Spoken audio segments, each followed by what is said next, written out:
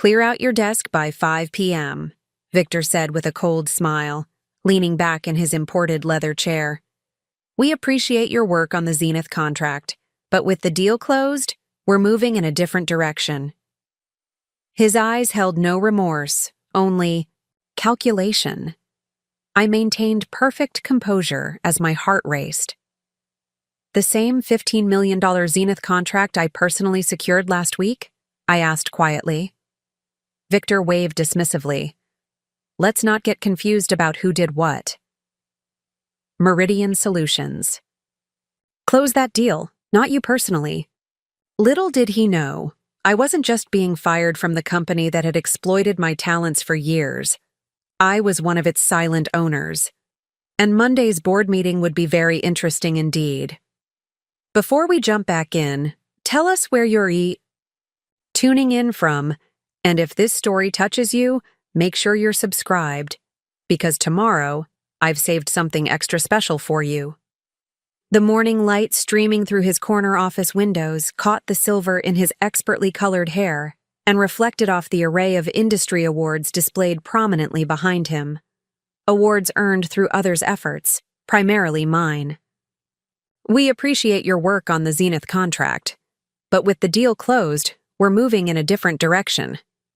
His eyes held no remorse, only calculation. The practiced delivery suggested he'd terminated enough careers to perfect the art of dismissal.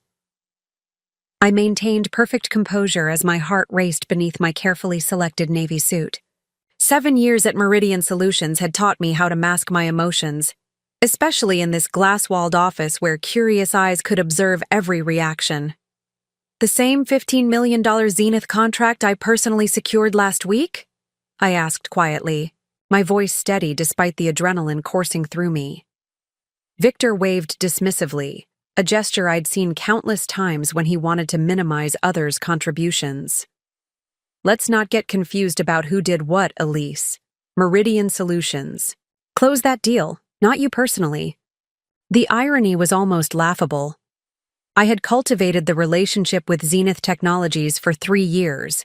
I had identified their expansion needs before their own executive team fully articulated them. I had crafted the proposal that transformed their operations across 5 countries. When their CEO wavered at the last minute, it was my 2 a.m. call that salvaged everything. Yet here was Victor, who had attended precisely 2 meetings and 1 dinner, claiming institutional credit while erasing my individual contribution. It was a familiar pattern, but today it carried a particularly bitter edge. I understand, I said, surprising myself with my calm. Because I did understand, not just this termination, but something much larger that had been building for years. When would you like me to transition my other accounts? Victor glanced at his Swiss watch. A recent purchase he'd mentioned came from his deal-closing bonus. My deal, his bonus. That won't be necessary. Aiden will take over the Zenith implementation, and Natalie will handle your other accounts. Of course, Aiden, Victor's golf partner and drinking buddy who had contributed nothing to the Zenith deal but would now manage its lucrative implementation phase. And Natalie, whose primary qualifications seemed to be laughing at Victor's jokes and acting, suitably impressed by his business insights. I've already briefed them this morning, Victor continued, not meeting my eyes as he shuffled papers on his desk. HR has your separation package, standard terms, 3-month severance, continuation of benefits, the usual confidentiality clauses. Through the glass walls, I could see HR Director Melissa hovering nearby, separation folder in hand, her expression a practiced blend of professional detachment and manufactured sympathy. I should have felt devastated. 7 years of my professional life discarded in a 3-minute conversation. The $15 million contract that should have been my crowning achievement now becoming someone else's success story. The client relationships I had carefully built now handed to colleagues who hadn't earned them. Instead, a strange calm settled over me, a clarity I hadn't expected. I see, I said simply. And the commission structure we discussed for the Zenith deal? Victor's expression hardened slightly. As I've explained before, business development bonuses are calculated quarterly based on team performance. Since you won't be with the company at quarter's end, you'll receive the standard deal contribution percentage outlined in your employment agreement. Translation: the substantial commission I'd been promised, the reason I'd worked 80-hour weeks for months, would be reduced to a fraction, with the difference likely redistributed to the team, meaning Victor and his favorites. I nodded slowly, rising from my chair with deliberate grace. I understand perfectly. Look, Elise, Victor said, his tone shifting to the false warmth he used when playing the mentor. This isn't personal. You've done solid work here. I'm happy to serve as a reference. But Meridian needs people who understand their place in the organizational ecosystem, team players who support the leadership vision. What he meant, of course, was that Meridian, or rather Victor, needed people who wouldn't outshine him. People who would generate results without expecting appropriate credit or compensation. People who would remain silent when their ideas, clients, and commissions were appropriated by those above them. For 7 years I had been that person. Not anymore. I appreciate the offer, I said with a smile that didn't reach my eyes. I'll clear out my things right away, though I imagine Monday's board meeting will be interesting. A flash of confusion crossed Victor's face. The board meeting is just standard quarterly review, nothing that concerns you at this point. Of course, I replied, turning to leave. Best of luck with the Zenith implementation. They can be particular about who manages their accounts. I walked out with measured steps, past curious colleagues who quickly averted their gazes, past the wall of client testimonials featuring my work but never my name, past the trophy case highlighting Meridian's team achievements that had been primarily my achievements. At my desk, I found a cardboard box, the universal symbol of corporate dismissal, already placed in my chair. Melissa from HR hovered nearby, ready to ensure I didn't take anything beyond personal effects. I'm sorry about this, Elise, she whispered, glancing around to ensure no one could hear her momentary departure from the HR script. It's not right. What's happening? I smiled genuinely this time. Thank you, Melissa, but I'm going to be fine. Better than fine, actually. She looked confused but nodded sympathetically, clearly interpreting my response as brave facing a devastating setback. As I placed my few personal items in the box, a family photo, a plant, a few books, I felt oddly liberated. The anxiety and frustration that had become my constant companions over the past few years seemed to dissipate with each possession I packed. My phone vibrated with an incoming message. It was from Roberto, our chief counsel. Just heard. Need I to talk ASAP. Coffee shop across street in 20? I texted back a simple yes before continuing to clear my desk. Roberto's timing wasn't coincidental. As Meridian's legal advisor, he would have been consulted about my termination and would understand its implications better than Victor apparently did. Melissa escorted me to the elevator, company policy dictating that terminated employees couldn't be trusted to exit without supervision. As the doors closed, I caught a final glimpse of the Meridian Solutions logo prominently displayed in the reception area. Building tomorrow's solutions today. The irony wasn't lost on me. For 7 years, I had built Meridian's tomorrow while sacrificing my today. I had generated over $50 million in business while watching others claim the rewards. I had remained silent as Victor and his inner circle built careers on my ideas, my client relationships, and my results. But they had made a critical miscalculation.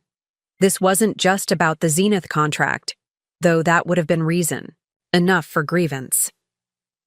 This was about what Victor and the executive team didn't know, what they had never bothered to investigate. I wasn't just a dispensable business development director who had outlived her usefulness. I was Elise Winters, silent investor in Meridian Solutions through Aurora Ventures. the investment firm I had established with my inheritance 5 years ago. My 17% ownership stake had been carefully structured through offshore entities to remain anonymous, a privacy measure my late father had insisted upon. For years, I had watched from within as the company I partially owned misallocated resources, mistreated talent, and undermined its own potential through politics and favoritism. I had hoped to change the culture through example and performance. That approach had clearly failed. As I stepped onto the street, the spring sunshine felt different somehow, brighter, more immediate. 7 years of playing by someone else's broken rules had ended. Now I would play by my own. I texted my assistant Susan, who also managed my external business affairs. Operation Daybreak is active. Call Aurora board. Meeting tomorrow, 9 a.m. Her response came immediately. Already on it. Documents prepared. Helix Group representatives confirmed. I smiled as I walked toward the coffee shop where Roberto waited. Victor thought he was cutting dead weight by firing me just after I'd secured Meridian's largest contract to date. Instead, he had just freed me to take my rightful place, not as an undervalued employee, but as an owner prepared to transform the company from the top down. Monday's board meeting would be interesting indeed. Roberto was waiting at a corner table when I arrived at Café Laurent, 2 steaming cups already in front of him. At 58, with salt and pepper hair and perpetually tired eyes, Meridian's chief counsel had the weary demeanor of someone who had witnessed too many corporate injustices to maintain illusions about executive integrity. I ordered your usual, he said, pushing a cappuccino toward me as I sat down, though perhaps today calls for something stronger. This is perfect, I replied, wrapping my hands around the warm cup. Thank you for meeting me. Roberto glanced around to ensure we weren't within earshot of anyone from Meridian before leaning forward. Victor made a catastrophic mistake today. You know that, right? I nodded, taking a sip of my coffee. Not his first, but certainly his most significant. Elise, I've been practicing corporate law for 30 years. I've seen every form of mismanagement imaginable, but this... He shook his head in disbelief. Terminating the executive who just secured a $15 million contract without board consultation, 2 days before quarterly review, with no transition plan for the client relationship? And just 3 days before the identity of Aurora Ventures' primary stakeholder is revealed to the board, I added quietly. Roberto's eyebrows shot up. That's still happening Monday? I assumed you might delay given today's developments. On the contrary, I said, feeling a surprising sense of calm.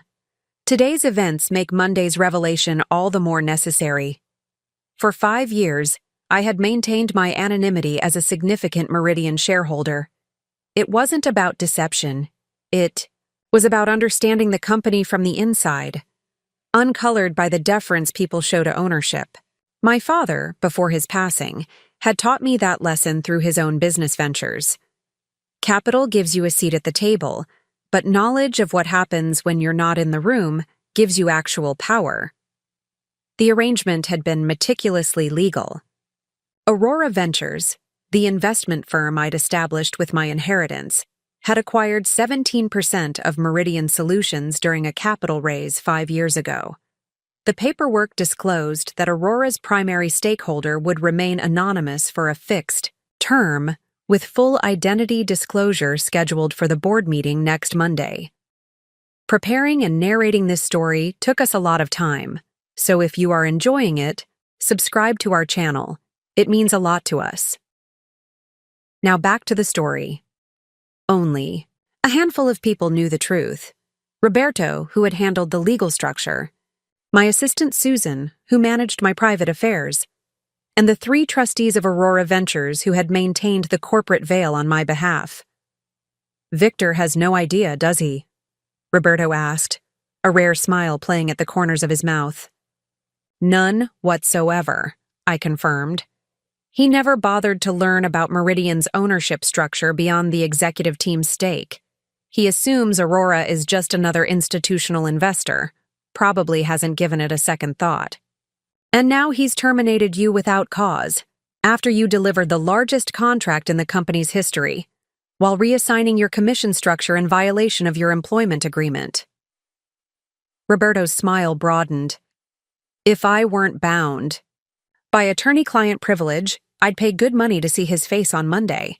I couldn't help but smile in return. The termination isn't what concerns me, Roberto.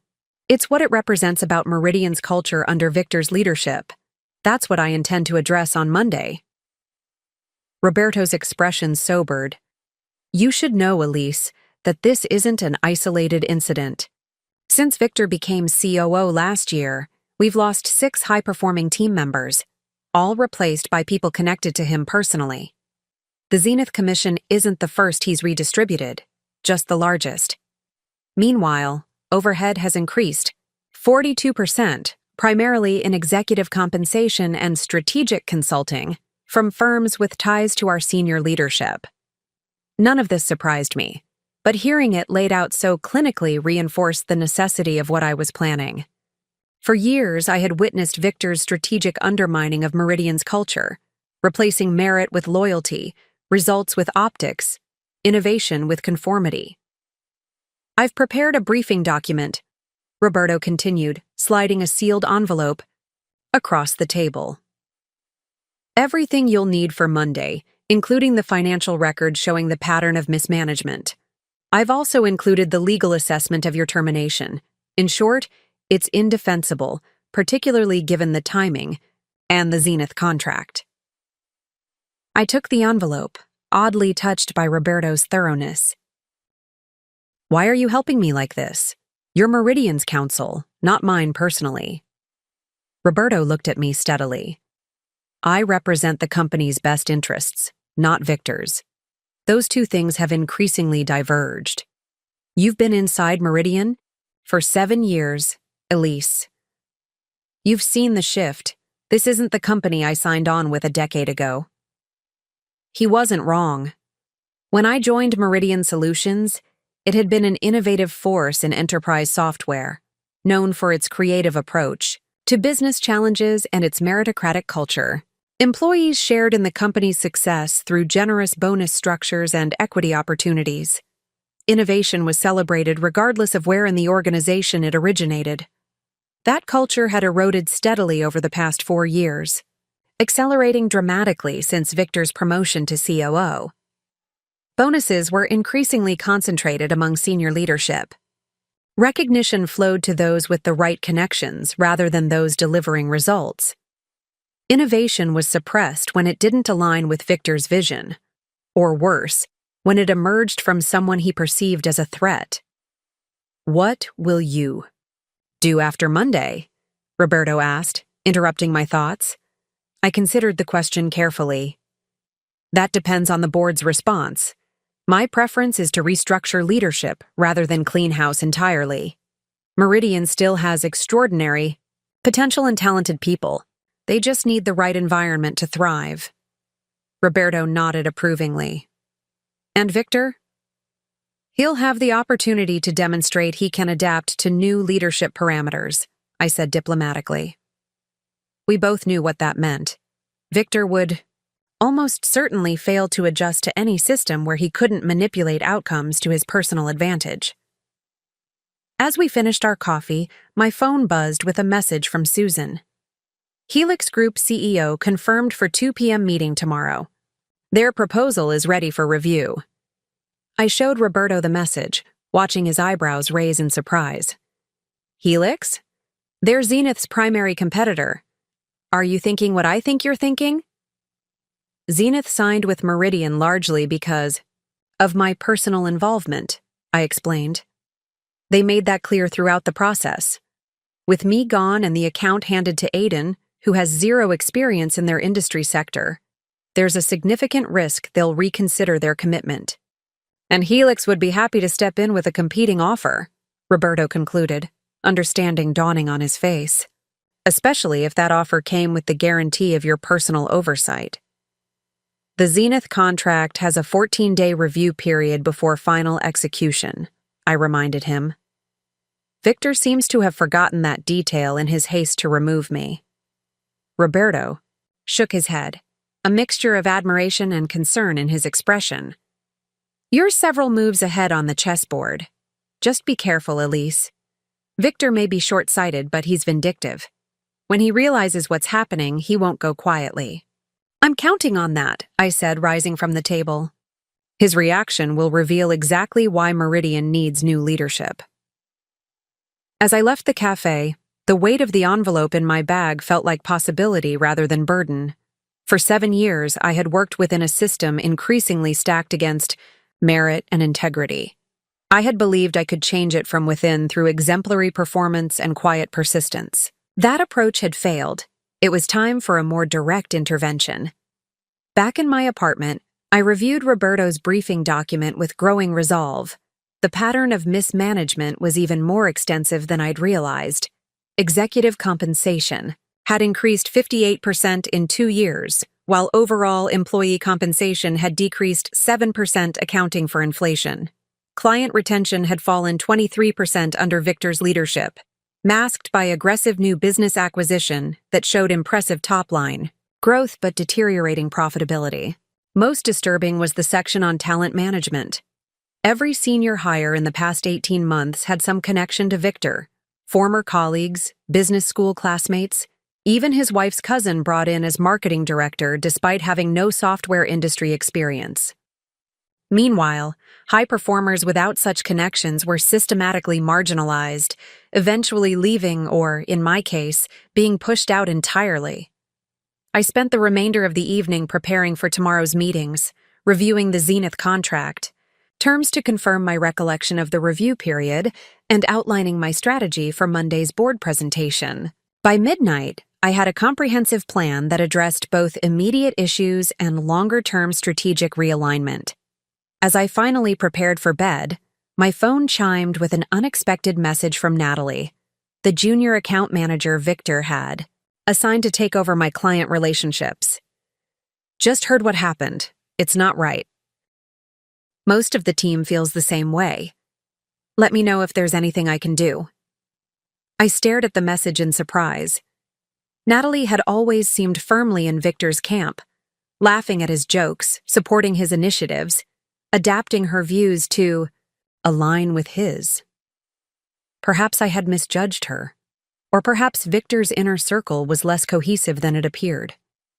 Either way, her message represented something important. Not everyone at Meridian had accepted the corrupted culture. There were still people who recognized injustice when they saw it, who maintained their integrity despite the environment. Those were the people worth fighting for. Those were the people who could help rebuild Meridian into the company it was meant to be. I replied simply, "Thank you, Natalie. Stay strong and watch for Monday's board meeting outcome. Things are about to change." As I drifted toward sleep, I found myself reflecting on my father's words when he first suggested I consider anonymous investment in Meridian. True leadership isn't about titles or public recognition. It's about having the right influence at the right time for the right reasons. Tomorrow would test that philosophy in ways neither of us could have anticipated. But for the first time in years, I felt fully aligned with my purpose and completely confident in my path forward. The game had changed, and I was finally playing by my own rules. Saturday morning arrived with unexpected clarity. I woke before my alarm, the kind of natural awakening that comes with purpose rather than obligation. For the first time in years, I wasn't rushing to catch up on Meridian work, wasn't checking emails before my feet hit the floor, wasn't mentally rehearsing explanations for why client deliverables were delayed due to understaffing. Instead, I savored my morning coffee on my balcony overlooking the city, watching as the early spring sunshine gradually illuminated the skyline. The Meridian Solutions building stood prominent among the downtown towers, its distinctive blue glass exterior reflecting the morning light. For 7 years, that building had been the center of my professional universe. My ambitions, frustrations, and accomplishments all contained within its walls. Now I saw it differently. Not as the definition of my career, but simply as one piece. In a larger landscape, I was finally able to fully perceive. At precisely 8:55 a.m., my laptop chimed with an incoming video call. I straightened my posture and adjusted my webcam before accepting the connection. "Good morning, Elise," greeted Margaret. Chen, the formidable chairperson of Aurora Ventures' Board of Trustees. At 72, with impeccable credentials spanning 4 decades in corporate governance, Margaret had been my father's trusted advisor and had become mine after his passing. Flanking her on the split screen were James Whitfield and Dr. Amara Okafor, the other Aurora trustees who had maintained the corporate veil on my behalf for 5 years. "Thank you all for convening on such short notice," I began, my voice steadier than I had anticipated. "As you know, circumstances at Meridian have developed significantly." For the next 30 minutes, I briefed them on my termination, the Zenith contract situation, and Roberto's insights into the broader pattern of mismanagement under Victor's leadership. The trustees listened attentively, occasionally asking incisive questions that helped clarify my thinking about Monday's approach.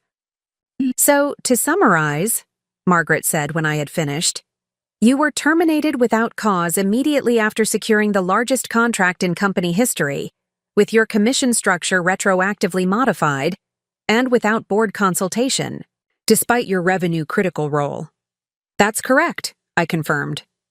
"And you believe this represents not just personal injustice, but symptomatic failure of governance and leadership culture that threatens Meridian's long-term viability."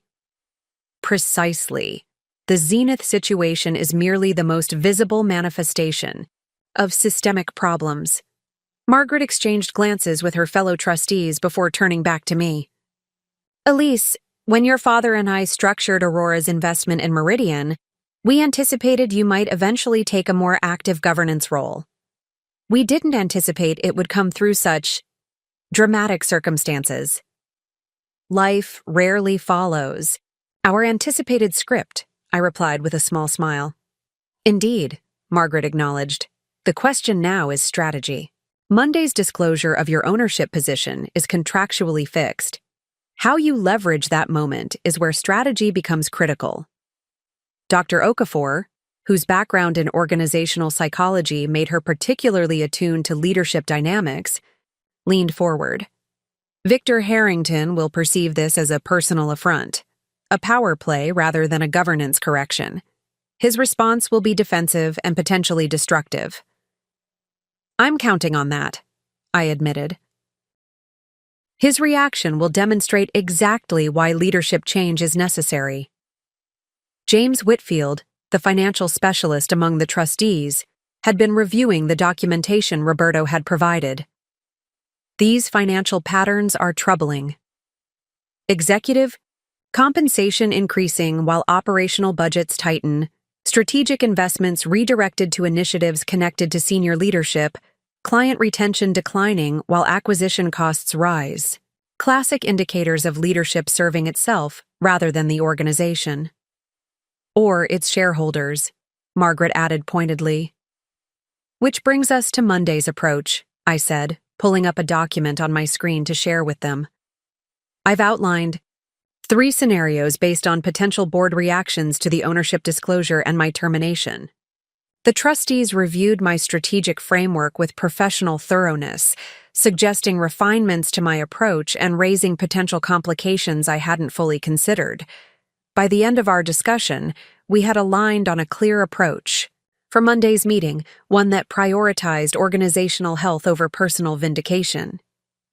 "Remember, Elise," Margaret cautioned as our meeting concluded, "the goal isn't to punish Victor or even to reclaim your position. It's to realign Meridian with its core values and potential. Keep that focus, and you'll make decisions that serve both the organization and your investment."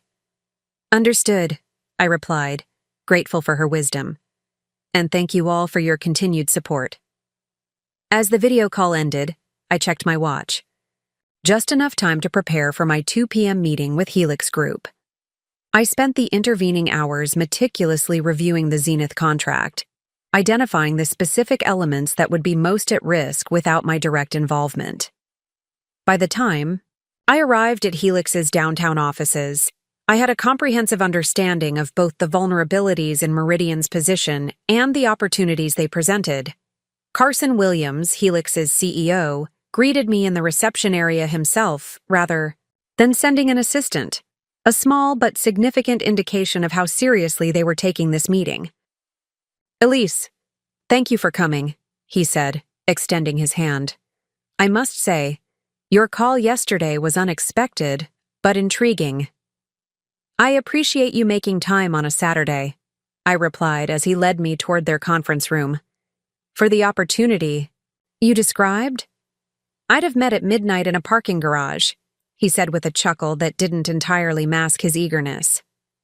The conference room contained a small group of Helix executives, their CTO, CFO, and head of business development. After brief introductions, Carson got straight to the point.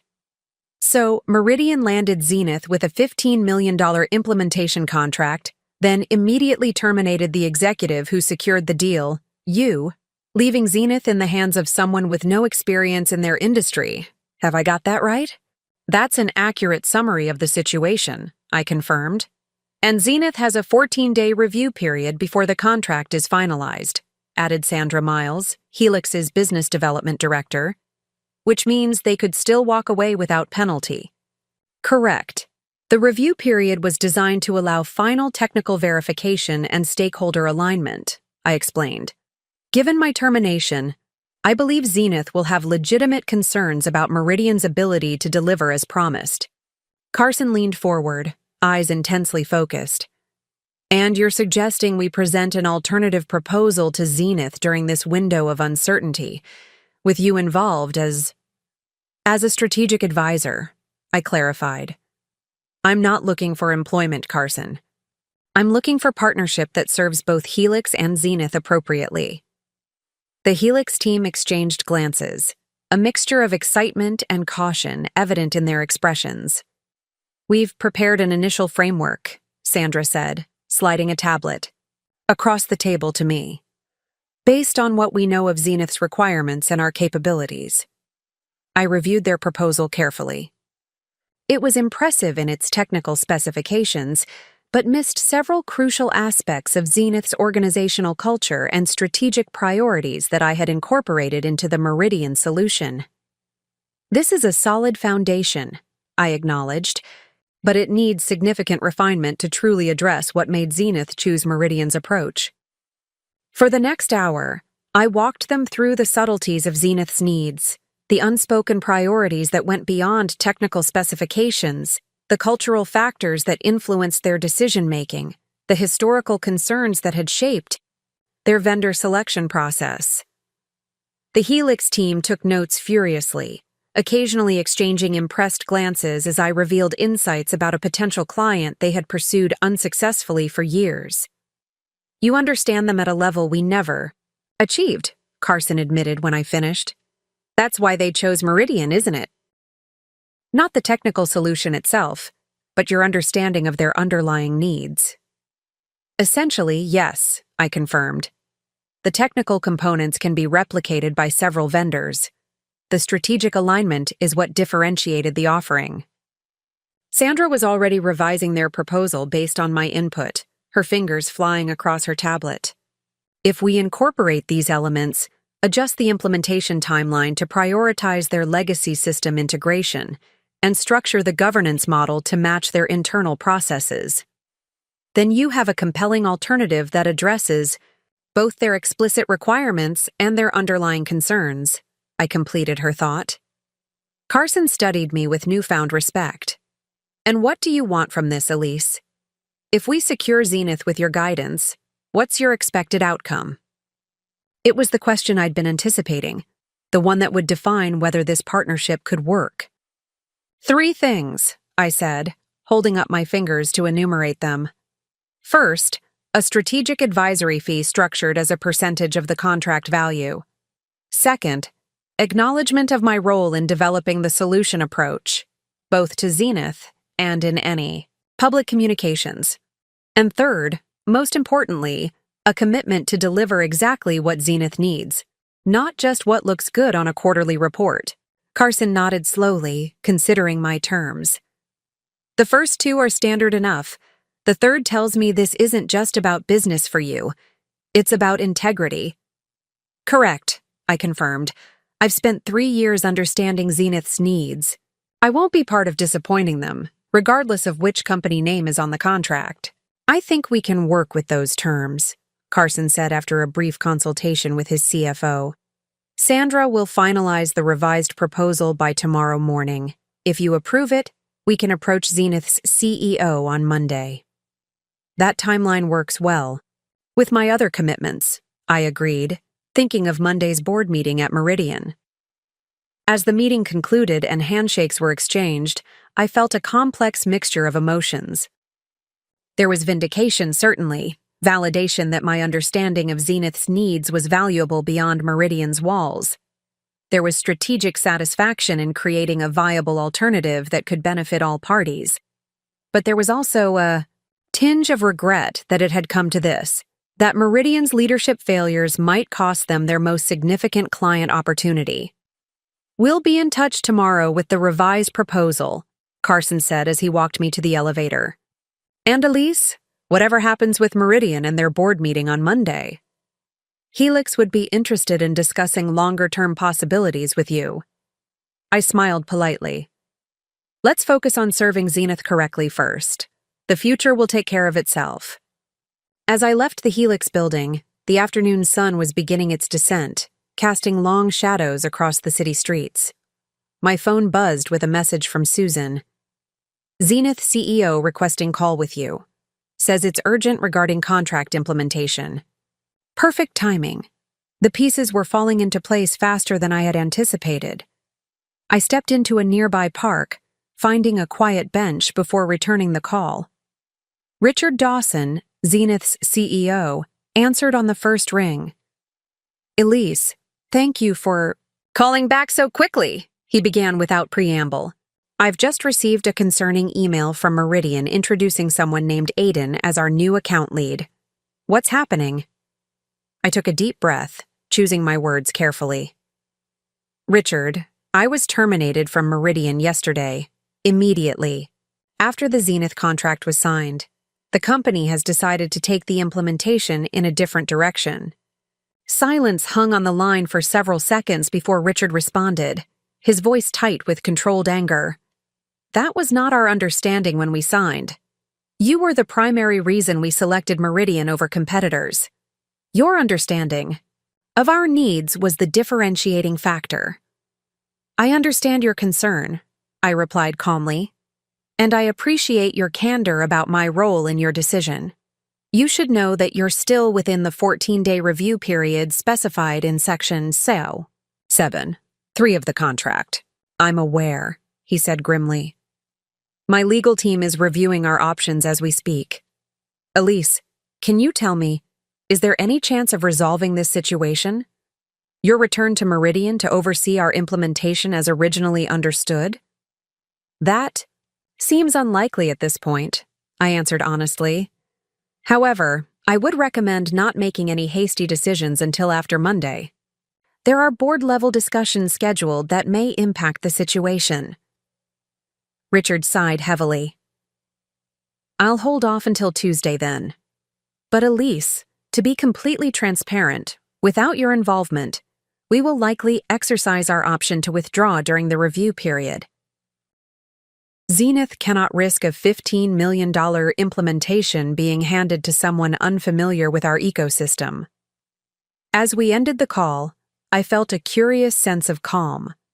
The conversation confirmed what I had already known. Zenith's commitment was to the understanding and approach I had developed, not to Meridian as an institution. Victor's decision to remove me immediately after contract signing demonstrated either staggering arrogance or complete misunderstanding of the client relationship. Either way, Monday's board meeting had just gained another significant dimension. Not only would I be revealed as a major shareholder, but Meridian's largest contract would be hanging in the balance, directly tied to my continued involvement. The board would face a stark choice: support Victor's decision to terminate me and likely lose the Zenith contract, or acknowledge the error and find a way to maintain my involvement despite his actions. As the sun set over the city skyline, I walked home with renewed purpose. Tomorrow would be for final preparations. Monday would be for restoration, not just of my position, but of the values and vision that had made Meridian worth investing in 5 years ago. Victor had fired me thinking he was eliminating competition. Instead, he had triggered a sequence of events that would either transform Meridian or reveal it as unable to be saved. Either way, my path forward was now clear. Sunday unfolded with methodical precision, each hour dedicated to strengthening my position for Monday's confrontation. I began at dawn with a 5-mile run along the riverfront, not just for physical preparation, but for mental clarity. The rhythmic impact of each stride against the pavement helped organize my thoughts, transforming nervous energy into focused determination. Back home, I transformed my dining room into a command center. 3 laptops arranged in a semicircle displayed different aspects of my preparation. One for the Aurora Ventures documentation, one for the Meridian financial analysis Roberto had provided, and one for my ongoing communication with potential allies. By mid-morning, Susan arrived with additional materials. At 32, with a master's in business administration and unparalleled organizational skills, Susan had been my executive assistant at Meridian before transitioning to manage my personal business affairs when Aurora Ventures was formed. Her understanding of both worlds made her invaluable for what lay ahead. Helix sent their revised proposal, she announced, setting a sealed envelope on the table. And I've confirmed with Meridian's board secretary that tomorrow's meeting remains, scheduled for 10 a.m., with the Aurora Ventures disclosure still on the agenda. Any word from inside Meridian about my termination? I asked, reviewing the calendar she had prepared outlining tomorrow's critical timeline. Susan's expression tightened slightly. It's being positioned as a strategic realignment following successful completion of the Zenith acquisition. Victor sent an all-staff email yesterday afternoon announcing Aiden as the new Zenith account lead, with no mention of your contribution to securing the contract. I nodded, having expected nothing less. And reactions? Mixed. Public responses are cautious. People congratulating Aiden, expressing excitement about the Zenith partnership. But private channels tell a different story. I've received messages from 7 different Meridian employees expressing concern or outrage about your termination. This information was crucial. Understanding the internal landscape at Meridian would help me gauge how best to approach tomorrow's revelation. If significant portions of the staff already questioned Victor's decision, it would create fertile ground for the changes I hoped to implement. What about Richard Dawson at Zenith? Any further communication? Susan checked her notes. He's requested a formal meeting with Meridian's leadership for Tuesday morning. The official purpose is implementation planning, but my contact in his office says it's really to evaluate whether they'll proceed without your involvement. I opened the envelope containing Helix's revised proposal, reviewing their adjustments. Based on our meeting yesterday, they had incorporated my insights admirably, creating an alternative that truly addressed Zenith's core needs rather than simply matching Meridian's technical specifications. This is good work, I noted, passing the proposal to Susan. Have this ready as a contingency, but hold on approaching Zenith directly until after tomorrow's board meeting. I want to give Meridian one chance to correct course before we present alternatives. Susan nodded, understanding the subtle ethics of my position. While I had every right to pursue opportunities with Helix given my termination, doing so before Meridian's board had the opportunity to address the situation would raise questions about my intentions. Timing mattered not just strategically but ethically. What's our confidence level in the board's reaction? Susan asked, articulating the question that had been circling in my mind all weekend. I considered carefully before answering.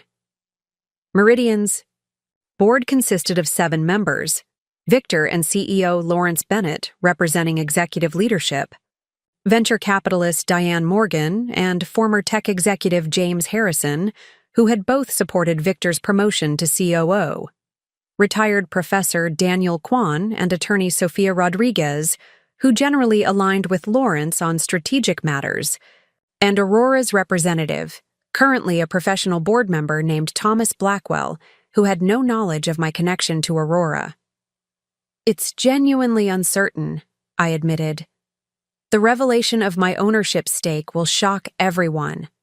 The question is whether that shock transforms into receptiveness for the changes needed, or whether they circle the wagons around the current leadership structure.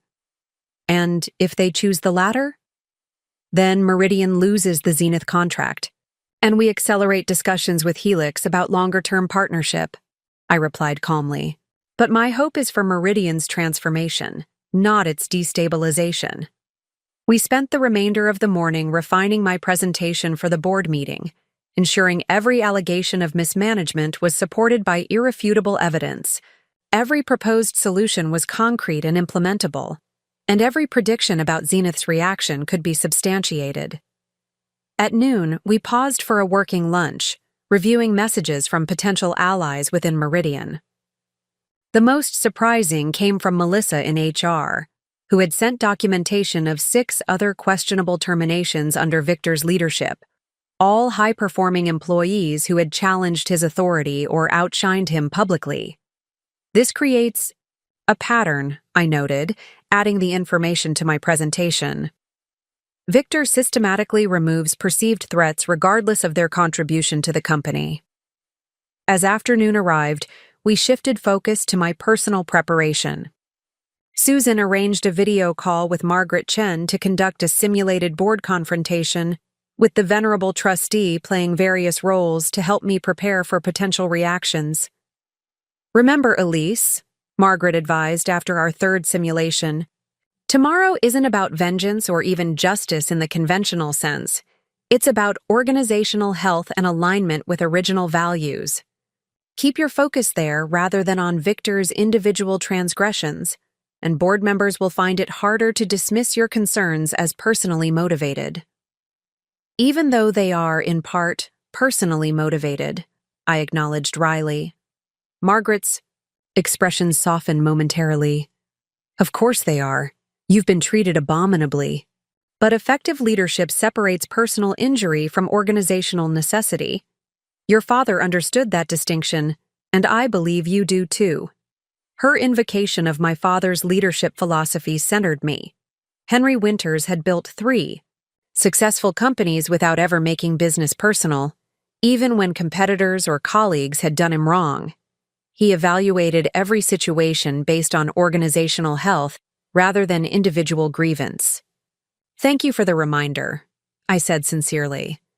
"I'll approach tomorrow with that perspective." By late afternoon, we had addressed every aspect of tactical preparation. The documents were organized, the presentation was polished, and the contingency plans were in place.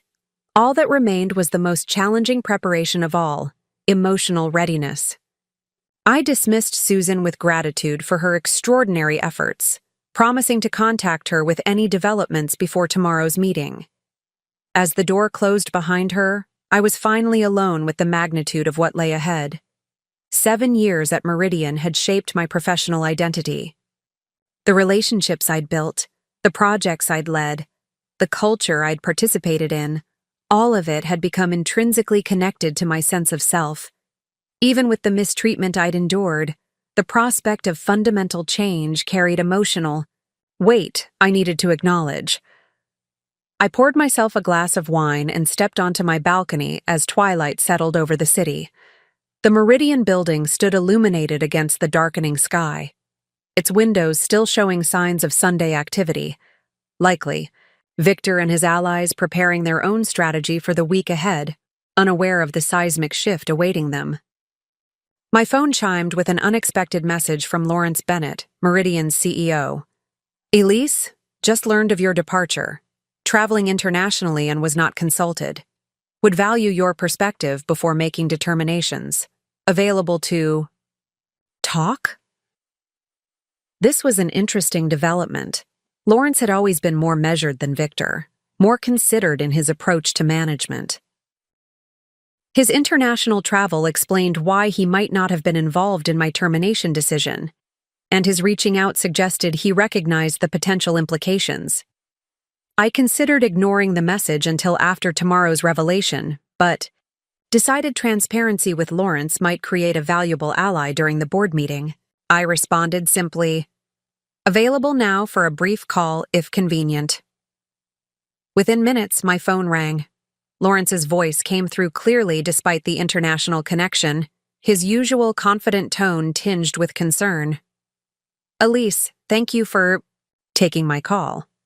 I'm in Singapore for the Technology Summit and just received notification of your termination." The explanation I received seems incomplete. "What explanation were you given?" I asked, curious about Victor's framing. "That with the Zenith contract secured, we were realigning resources to optimize implementation, and your skills were better suited to acquisition than ongoing client management," Lawrence replied, his skepticism evident even through the phone. "But given the size of the Zenith deal and your relationship with their leadership, that explanation struck me as problematic."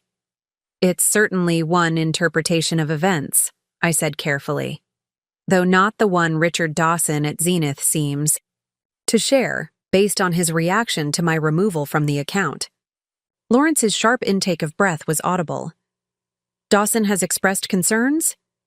"He's requested a meeting on Tuesday to evaluate whether Zenith will proceed with the contract given my termination," I confirmed. "The 14-day review period gives them the option to withdraw without penalty." Silence hung on the line for several seconds before Lawrence spoke again, his voice now carrying a note of genuine alarm. "Elise, I need to understand what happened." Victor assured me the transition would be seamless. "I think tomorrow's board meeting will provide clarity," I replied, intentionally referencing the meeting without specifying my planned involvement. "The quarterly review should include a comprehensive update on the Zenith situation." "I'll be calling in remotely," Lawrence said. "The time difference is challenging, but this situation clearly requires direct attention." We spoke for a few more minutes, with Lawrence probing for details about my termination and the Zenith contract.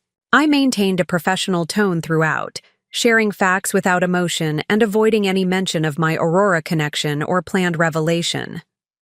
As we concluded the call, Lawrence made one final comment that suggested he understood more than he was explicitly acknowledging. "Meridian's success has always depended on recognizing and rewarding exceptional talent, Elise. Some recent decisions have diverged from that principle. Tomorrow may be an opportunity to realign." After hanging up, I considered the implications of this unexpected conversation. Lawrence's outreach suggested fissures in Meridian's executive unity, potential openings for the changes I hope to implement. His acknowledgement of recent decisions, diverging from core principles, aligned perfectly with the case I plan to present tomorrow. Perhaps most importantly, his participation in tomorrow's meeting, even remotely, meant another voice that might question Victor's unilateral actions. The dynamics were shifting in subtle but meaningful ways. As night fell completely, I found myself more at peace than I had anticipated. The preparation was complete, the strategy was sound, the contingencies were in place. All that remained was execution. I sent one final message to Susan.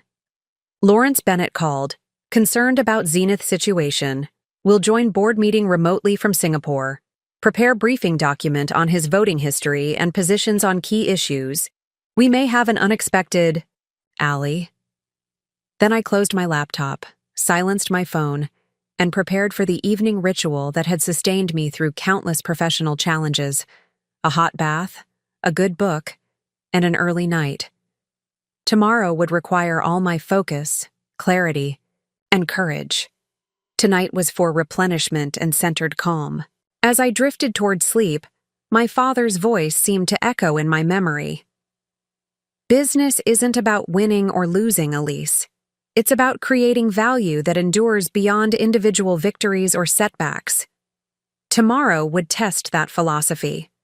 Tomorrow would determine whether Meridian could be realigned with its founding values or whether those values would need to find expression elsewhere. Tomorrow would transform not just my professional future, but the futures of everyone connected to Meridian Solutions. I was ready. Monday morning arrived with crystalline clarity, the spring sunshine casting long shadows as I walked toward Meridian's headquarters. I'd chosen my attire with deliberate care, a charcoal gray suit that conveyed authority without ostentation, accented by a single piece of meaningful jewelry, my father's watch, its weight on my wrist a constant reminder of his principles. The security guard at the reception desk did a double take as I approached. "Ms. Winters?" I thought, he began, confusion evident in his expression. "I have a board meeting," I explained calmly, offering my visitor badge request already filled. Out. They're expecting me. This wasn't technically true. They were expecting Aurora Ventures' representative, not realizing that person was me. But it served its purpose. The guard processed my badge with only mild hesitation, perhaps assuming my termination had been rescinded over the weekend. As I rode the elevator to the executive floor, I mentally reviewed the timeline Susan and I had established. The board meeting would begin at 10 a.m. with standard quarterly updates. The Aurora Ventures disclosure was scheduled for 10:45 a.m. My termination wasn't on the official agenda, but the Zenith contract status would be discussed during the business development update around 10:30 a.m. The timing couldn't have been more perfect if I had orchestrated it myself. The board would first hear about the company's largest ever contract, then about potential complications with that contract due to my termination, and finally discover my ownership stake, all within a 30-minute window that would leave no opportunity for Victor to regroup or develop counter-arguments. The elevator doors opened onto the executive floor, where Meridian's boardroom occupied the northeast corner with its panoramic views of the city. Through the glass walls, I could see board members already gathering. Victor stood near the head of the table, engaged in animated conversation with Diane Morgan, one of his strongest allies on the board. Neither had noticed my arrival yet. Jessica, the board secretary, looked up from her preparations as I approached. Her eyes widened momentarily before she composed herself. "Ms. Winters," she greeted me professionally. "How can I help you?" "I'm here for the Aurora Ventures disclosure," I explained quietly. "As the primary stakeholder." Understanding dawned in her eyes, followed quickly by the professional discretion that made her excellent at her job. Without betraying any reaction beyond a slight nod, she consulted her tablet. "The disclosure is scheduled for 10:45. Would you prefer to wait in the anteroom until then?" "That would be perfect, thank you." As Jessica led me to the small meeting room adjacent to the boardroom, Victor finally noticed my presence. His conversation with Diane halted mid-sentence, his expression cycling rapidly through surprise, confusion, and alarm before settling into forced neutrality. He excused himself from Diane and moved as if to intercept me, but Jessica had already ushered me into the anteroom and closed the door. Through the glass, I saw Victor approach Jessica, his body language demanding explanation. She responded with professional calm, gesturing toward her tablet as if referring to official documentation. Victor's expression darkened further, and he glanced toward the anteroom with unmistakable apprehension before returning to the boardroom. Perfect. The first seed of uncertainty had been planted. The anteroom offered a partial view of the boardroom, through privacy glass, enough to observe the meeting without being clearly visible to those inside. I settled into a chair positioned to maximize this advantage, taking a moment to center myself before the confrontation ahead. At precisely 10 a.m., the board meeting was called to order. James Harrison, the board chair, welcomed everyone and turned the floor over to Lawrence Bennett, who joined via video conference from Singapore despite the early hour there. Lawrence appeared composed but serious as he delivered his standard CEO Overview.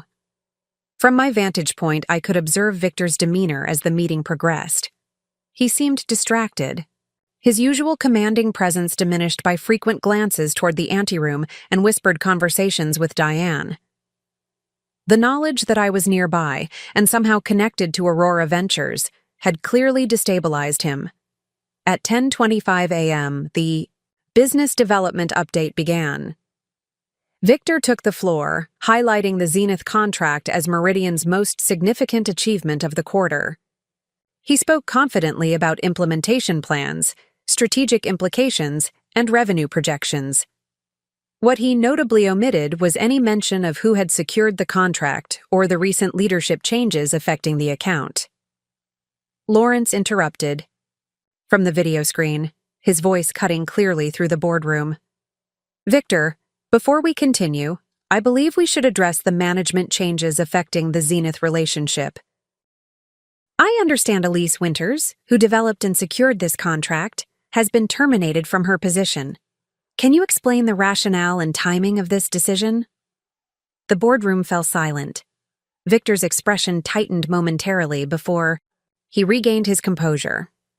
Yes, following standard protocol for large account transitions, we've implemented our specialized implementation team structure.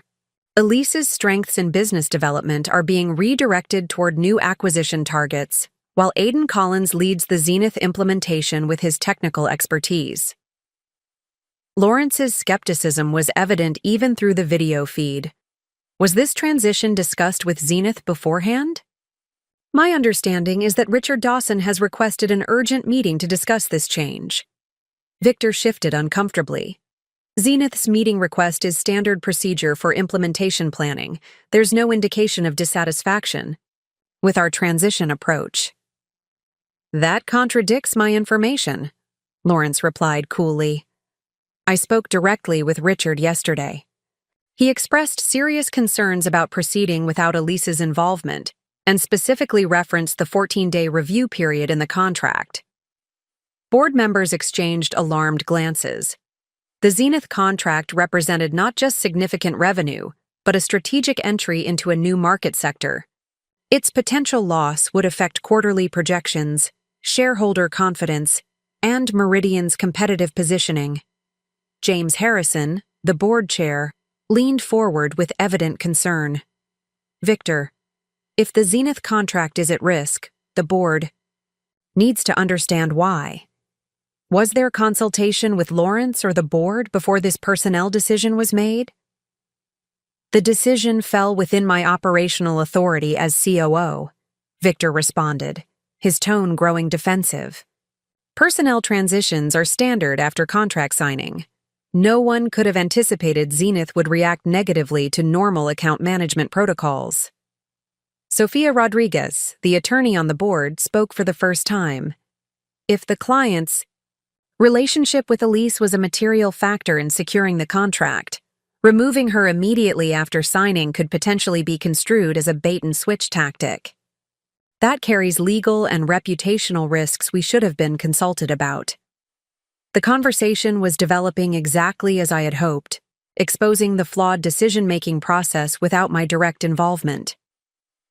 Victor was being forced to defend, an increasingly indefensible position before I ever entered the room. At precisely 10:45 a.m., Jessica entered the boardroom and approached James Harrison, whispering briefly in his ear. He nodded and addressed the board. We'll return to the Zenith situation momentarily. It's time for our scheduled disclosure regarding Aurora Ventures' ownership stake. He turned to Jessica. Please show in Aurora's representative. This was my moment. I took a deep breath, straightened my posture, and walked deliberately into the boardroom.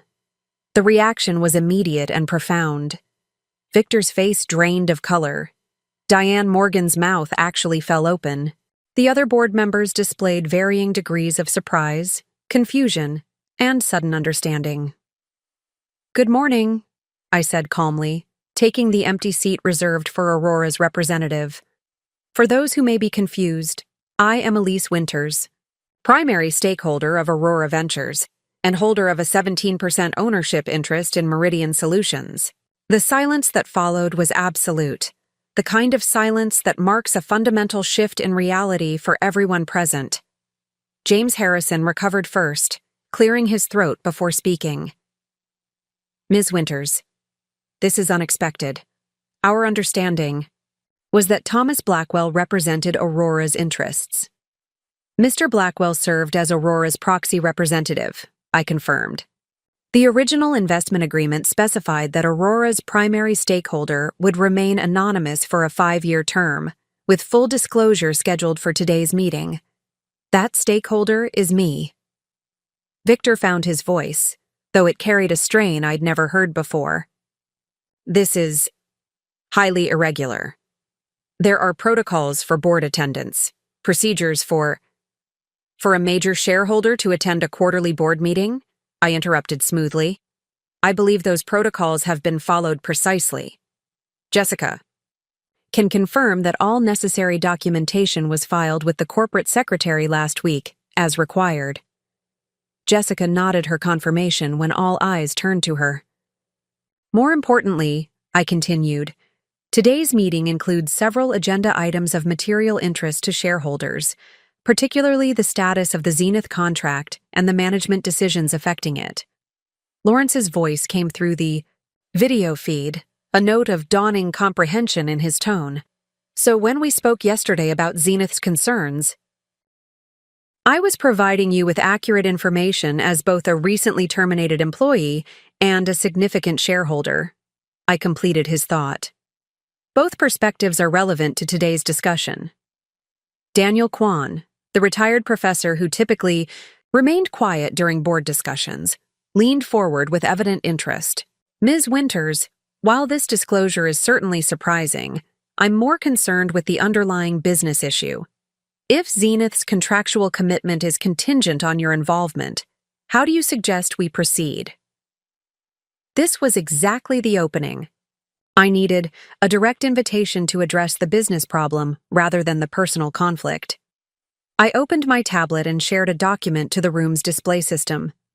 I've prepared an analysis of the situation with recommended actions, I began, displaying a strategic framework rather than a list of grievances. The Zenith relationship can be salvaged, but it requires immediate corrective action.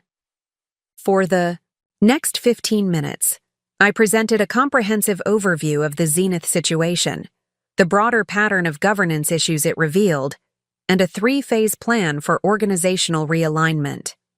My presentation remained focused on Meridian's health rather than Victor's misconduct, though the evidence inevitably illuminated the latter through objective business metrics. I concluded with the core recommendation.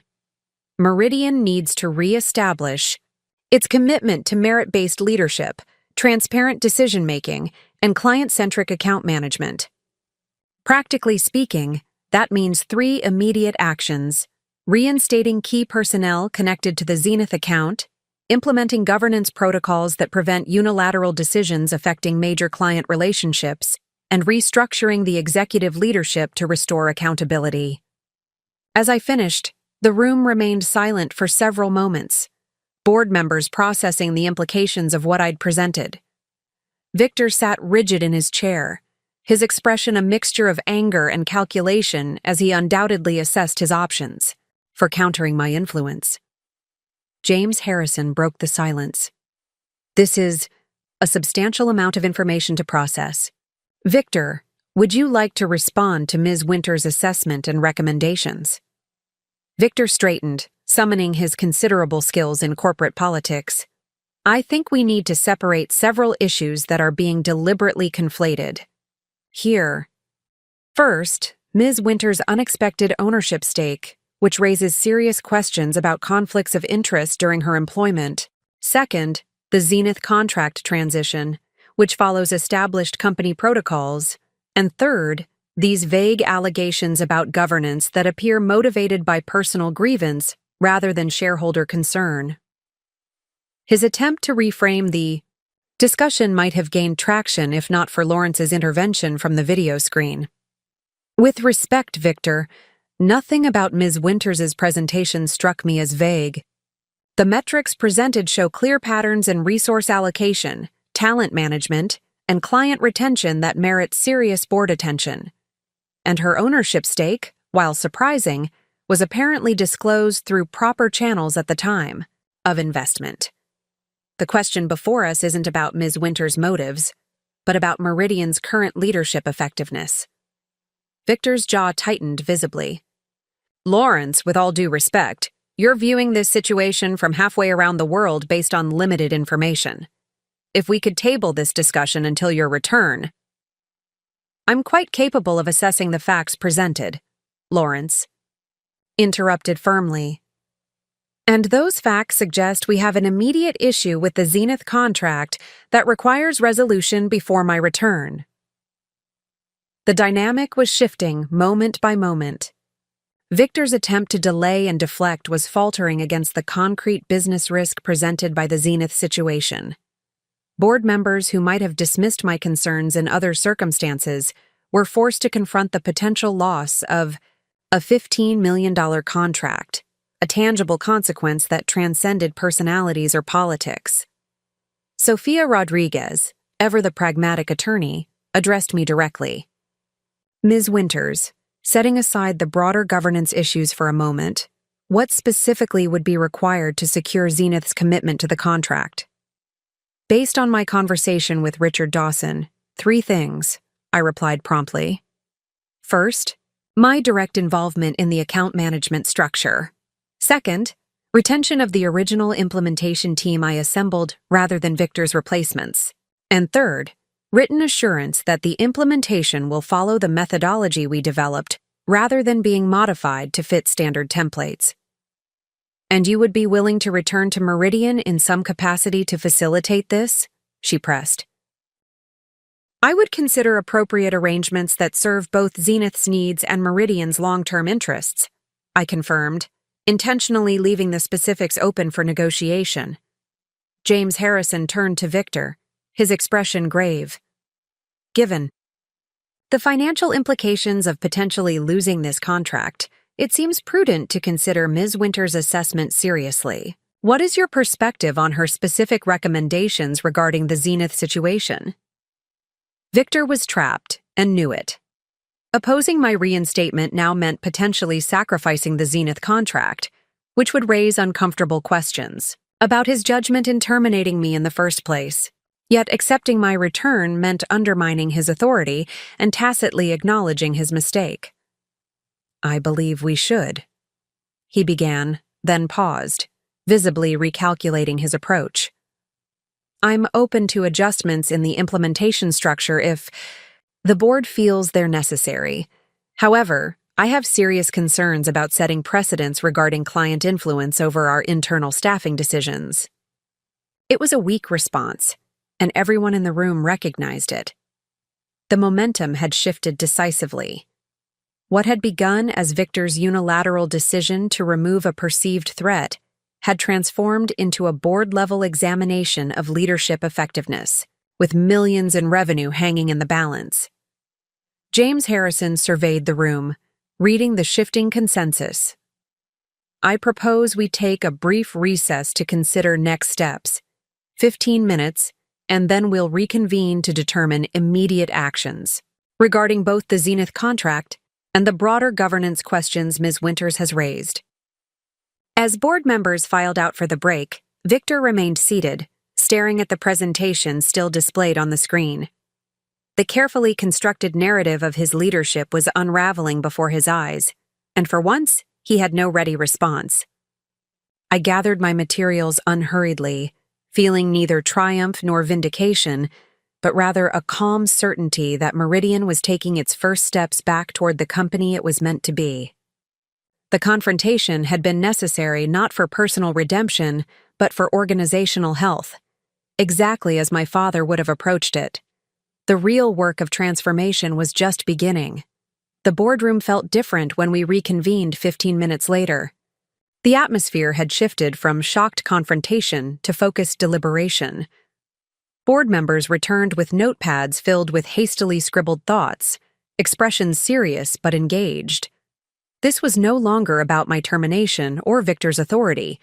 It had become about Meridian's future. James Harrison called the meeting back to order with newfound gravity. Before we continue, I'd like to establish some parameters for our discussion.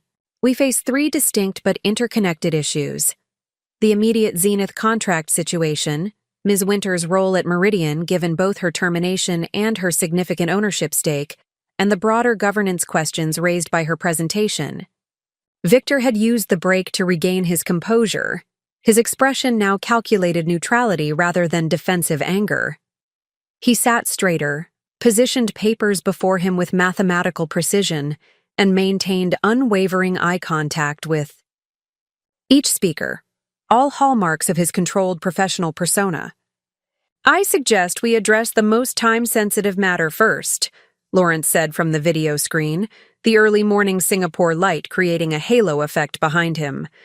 "The Zenith contract has significant immediate financial implications that require resolution before their Tuesday meeting." "Agreed." Sofia Rodriguez nodded. "The governance issues are crucial but can be addressed through proper committee work over the coming weeks. The Zenith situation demands immediate action." Victor seized this opening with practiced skill. "In the interest of Meridian stability, I'm prepared to modify the Zenith implementation team structure to include appropriate oversight of client relationships." He paused strategically before continuing. "Perhaps Ms. Winters could serve in an advisory capacity during the transition period, reporting through standard management channels to ensure operational consistency." It was a masterful attempt to appear reasonable while maintaining his authority, offering a superficial concession that would still leave him in control of the Zenith relationship and my involvement. Under normal circumstances, the board might have accepted this compromise as prudent middle ground. But these weren't normal circumstances. "I spoke with Richard Dawson during our break," Daniel Kwan said unexpectedly, his usually quiet voice carrying surprising authority. He confirmed that Zenith's commitment is explicitly tied to Ms. Winter's direct leadership of the implementation, not advisory oversight. He was quite specific about their expectations. All eyes turned to the professor emeritus with surprise. He adjusted his glasses before continuing. "I've served on 7 corporate boards over my career. When a $15 million contract hinges on specific personnel, creating unnecessary organizational layers between that person and the client demonstrates poor business judgment." Victor's carefully constructed facade cracked slightly. "You contacted a client directly during a board recess? That's highly irregular and potentially undermines our negotiating position." Daniel remained unperturbed. "As a board member, I have fiduciary responsibility to verify material facts affecting shareholder value." The call took 3 minutes and provided essential clarity. The dynamic was shifting again, with unexpected allies emerging. Daniel had been considered one of the board's more passive members, rarely challenging executive decisions directly. His intervention now carried particular weight precisely because of that historical restraint. Diane Morgan, who had initially seemed aligned with Victor, leaned forward with a new calculation evident in her expression. As a venture capitalist, her primary loyalty was to financial returns rather than personal alliances. "Victor, I appreciate your willingness to compromise, but it seems insufficient given the client's explicit expectations. Perhaps we should consider a more substantive reorganization of the Zenith team structure, one that gives Ms. Winters direct authority commensurate with her responsibility for the relationship." Victor recognized the shifting consensus, but made one final attempt to maintain control. "I'm concerned about establishing problematic precedents. If we allow clients to dictate our internal reporting structures based on personal relationships rather than institutional capabilities, we undermine the very foundation of organizational stability." This might have been persuasive in another context, but Lawrence countered immediately from the video screen. "There's a difference between clients dictating our structure and us recognizing when specific expertise and relationships are essential components of what they're purchasing. Zenith clearly understood they were contracting for Elise's approach and oversight, not just Meridian's brand name. James Harrison, sensing the emerged consensus, moved toward resolution. I propose the following. Ms. Winters is reinstated, effective immediately as Executive Vice President of Strategic Client Relations, with direct authority over the Zenith implementation and reporting structure. This addresses the immediate contract concern while establishing appropriate organizational standing. The title suggestion, Executive Vice President, rather than my previous director level, wasn't lost on anyone in the room. It represented not just reinstatement but promotion, positioning me at the same hierarchical level as Victor rather than subordinate to him. I support this proposal, Lawrence said immediately. It addresses the client need while strengthening our implementation capabilities. One by one, board members voiced their agreement. First Daniel, then Sophia, then Diane. Even Thomas Blackwell, who had served as Aurora's proxy and remained mostly silent throughout the meeting, added his support. Only Victor remained opposed, though he recognized the futility of further objection. For the record, he said stiffly, I believe this sets a concerning precedent for how we manage client relationships and organizational structure. However, I acknowledge the board's authority in this matter. Ms. Winters, James turned to me. Would this arrangement be acceptable to you, and do you believe it would satisfy Zenith's concerns? I considered the proposal carefully, aware that my response would set the tone for what followed. This wasn't about personal vindication, but organizational effectiveness. The title and authority were important not for ego, but for ability to implement necessary changes. The proposed role would enable me to deliver what Zenith expects, I confirmed. However, to be fully effective, I would need 3 specific parameters: direct oversight of implementation methodologies, authority to maintain the original team composition I assembled, and a seat on the executive committee to ensure strategic alignment. These weren't arbitrary demands, but practical requirements for success. Without them, Victor could still undermine the implementation through resource allocation, team reassignments, or methodological interference. The executive committee seat would ensure visibility into broader company strategy affecting the Zenith relationship. James looked to Lawrence, who nodded his approval. Those parameters seem reasonable given the scope of responsibility and the contract importance. Does the board agree to include them in the formal resolution? The agreement was unanimous, even Victor recognizing that further objection would only highlight his isolation. With the immediate Zenith issue resolved, James Harrison turned to the second matter.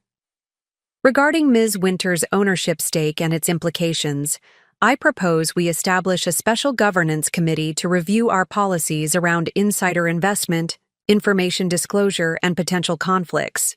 This committee should provide recommendations at our next meeting. This was a reasonable approach that acknowledged the unusual situation without unnecessarily problematizing my investment.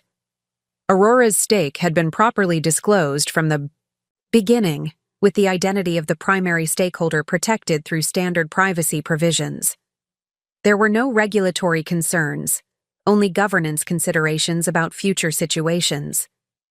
I support that approach, I said, and would recuse myself from any discussions where my dual role creates potential conflicts of interest. Sophia Rodriguez, with her legal background, seemed satisfied with this solution. A comprehensive governance review makes sense. We should also engage outside counsel to ensure our policies meet current best practices for situations involving significant insider investment. With the first 2 issues addressed, James turned to the most challenging aspect, the broader governance questions raised by my presentation. Ms. Winters has presented concerning data regarding our decision-making processes, resource allocation, talent management, and client retention under current leadership. These merit serious consideration beyond today's meeting.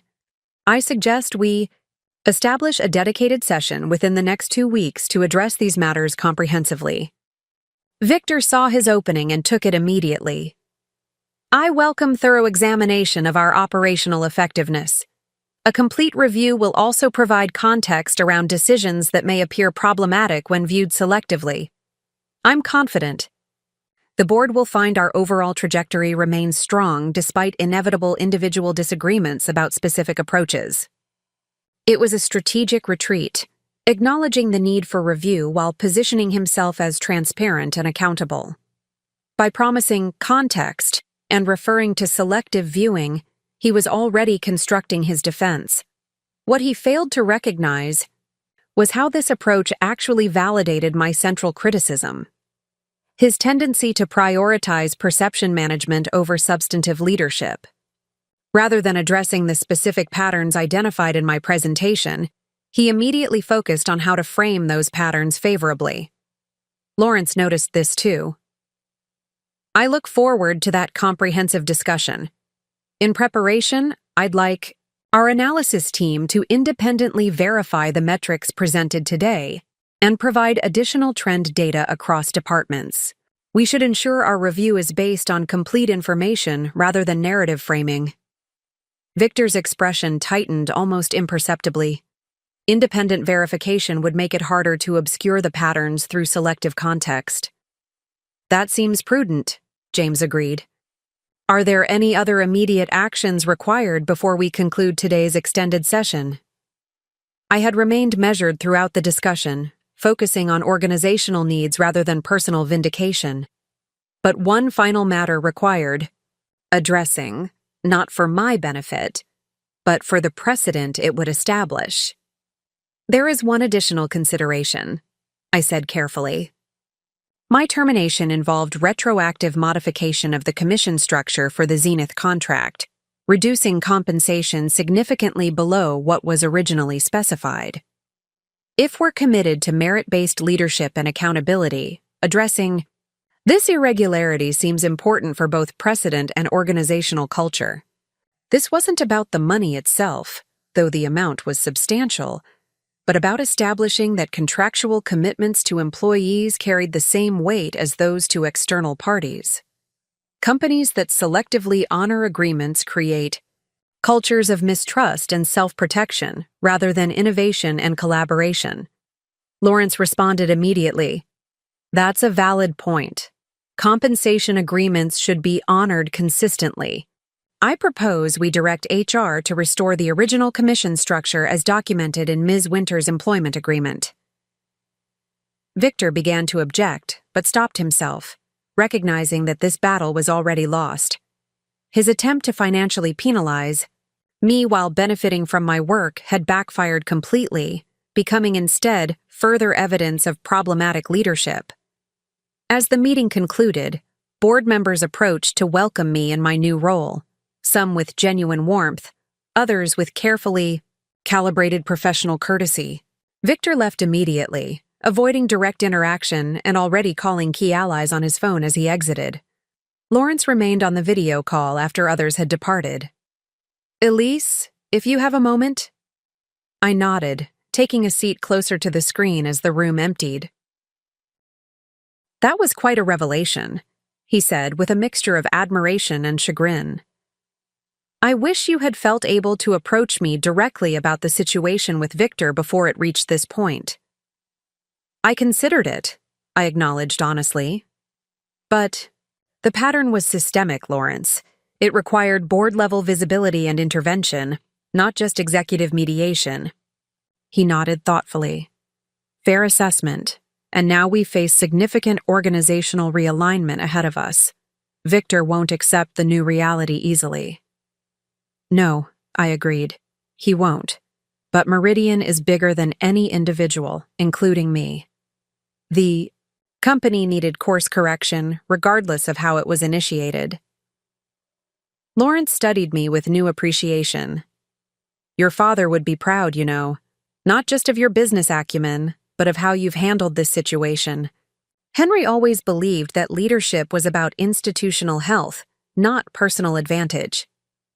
The unexpected mention of my father and Lawrence's apparent knowledge of our relationship surprised me. You knew him?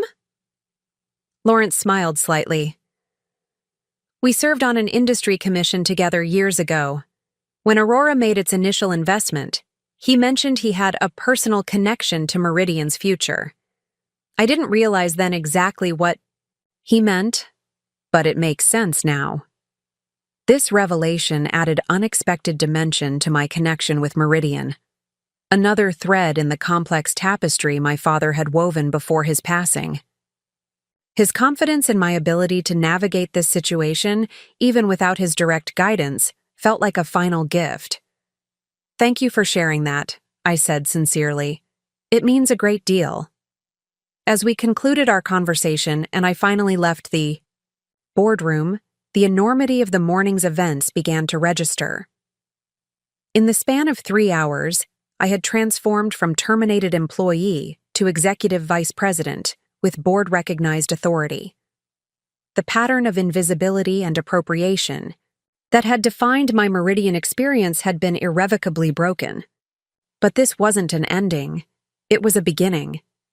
The real work lay ahead, rebuilding the Zenith relationship, restructuring implementation methodologies, addressing the governance issues that had allowed Victor's leadership approach to flourish, and ultimately helping Meridian reclaim its original vision of innovation and merit-based advancement. As I stepped into the elevator, my phone buzzed with a message from Richard Dawson at Zenith. Heard rumors of leadership changes at Meridian. Any updates before tomorrow's meeting? I smiled as I typed my response. Significant positive developments. I'll be leading the implementation personally as Executive Vice President of Strategic Client Relations. Looking forward to discussing details tomorrow. His reply came almost instantly. Excellent news. Meeting changed from evaluation to planning. Team is relieved. The elevator doors opened onto the main lobby, where I encountered Natalie, the junior account manager Victor had assigned to take over my client relationships. Her expression registered shock at seeing me. Elise, we heard there was a board meeting, but no one knew you'd be here. Is everything okay? Better than okay, I assured her with genuine warmth. There have been some organizational changes. I'll be returning to lead the Zenith implementation, and I'd like you on the team if you're interested. Your client communication skills would be valuable. Her face brightened instantly. Really? I'd love that opportunity. The past few days have been complicated. I can imagine, I said understandingly. Things will stabilize soon. We'll have a team meeting tomorrow afternoon to realign everyone. As I continued through the lobby, other colleagues noticed my presence, whispering among themselves with visible confusion and curiosity. The news would spread rapidly, as it always did at Meridian. By tomorrow, everyone would know about my return and promotion, and about the board's implicit rebuke of Victor's leadership. Outside, the spring air felt extraordinarily fresh, the sunshine more vivid than it had seemed just hours earlier. The Meridian building still dominated the skyline from this vantage point. But my perspective had fundamentally shifted. It was no longer a structure that contained and sometimes constrained my professional identity, but an institution I now had genuine power to shape and improve. My phone buzzed again. Susan this time. News traveling fast. Already received 7 messages from Meridian employees. How should I respond? Tell them I'm back, I replied simply. And we're just getting started. The next morning, I arrived at Meridian's headquarters an hour before standard business hours. The building was quiet, with only security personnel and early arriving executives present. This deliberate timing gave me space to prepare for the day's critical meetings, without navigating the inevitable questions and congratulations from colleagues still processing yesterday's dramatic developments. My new office, formerly occupied by the outgoing VP of Operations who had aligned with Victor's inner circle, offered a commanding view of the city skyline. The space was 3 times larger than my previous work area, with an adjoining conference room and a dedicated space. For my executive assistant, the nameplate hadn't been changed yet. It would take time for the physical environment to catch up with the organizational reality. Susan arrived minutes after I did, carrying 2 coffee cups and a portfolio bulging with documents. Her efficiency remained a constant in this sea of change. "Your schedule is confirmed," she announced, setting my coffee on the desk. Zenith at 9 a.m., implementation team at 11:30, executive committee introduction at 1, and Lawrence has requested a private call at 4:30 to discuss transition priorities. "Thank you," I said, taking a grateful sip of the perfectly prepared coffee. "What's the word from the front lines?" Susan's expression was measured but couldn't quite contain her satisfaction. "Chaotic, but largely positive. Victor called an emergency leadership meeting last night after the board session, positioned the changes as a strategic realignment, with no mention of the confrontation. His allies are circling wagons, but most mid-level managers seem cautiously optimistic about your return." "And the Zenith team?" "Relieved," she confirmed. Aiden tried to conduct an implementation planning session yesterday afternoon, but the team essentially stonewalled him, citing methodology questions that needed clarification. "They were already betting on your return based on building rumors." I nodded, considering the complexity of the transition ahead. My objective wasn't to create parallel power structures or foster division, but to realign Meridian with its foundational values. That meant building bridges where possible, even with those who had initially aligned with Victor's approach. "What about Victor himself?" I asked, knowing his reaction would shape much of the near-term dynamics. Susan's expression turned more serious. "He cleared his calendar except for essential client meetings. His assistant mentioned a lunch scheduled with Diane Morgan today, presumably building board support for the governance review." This was expected. Victor was too skilled in organizational politics to surrender influence without a strategic counter-campaign. The governance committee, James had proposed, would become his battleground for limiting the scope of potential leadership changes. "Let's proceed with absolute professionalism," I instructed. "No triumphalism, no references to winning or vindication. This isn't about personalities, but about organizational health. Every communication and meeting should reflect that perspective." Susan nodded her approval. "I've prepared briefing documents for each of today's meetings with that exact approach. The emphasis throughout is on client service, implementation excellence, and team alignment." I reviewed the material she had prepared, impressed as always by her strategic thinking. The Zenith briefing focused entirely on implementation methodology and timeline commitments, with no mention of the internal drama that had necessitated my return. The team meeting agenda emphasized continuity and shared purpose rather than leadership changes. Even the executive committee introduction was framed around collaborative opportunity rather than authority shifts.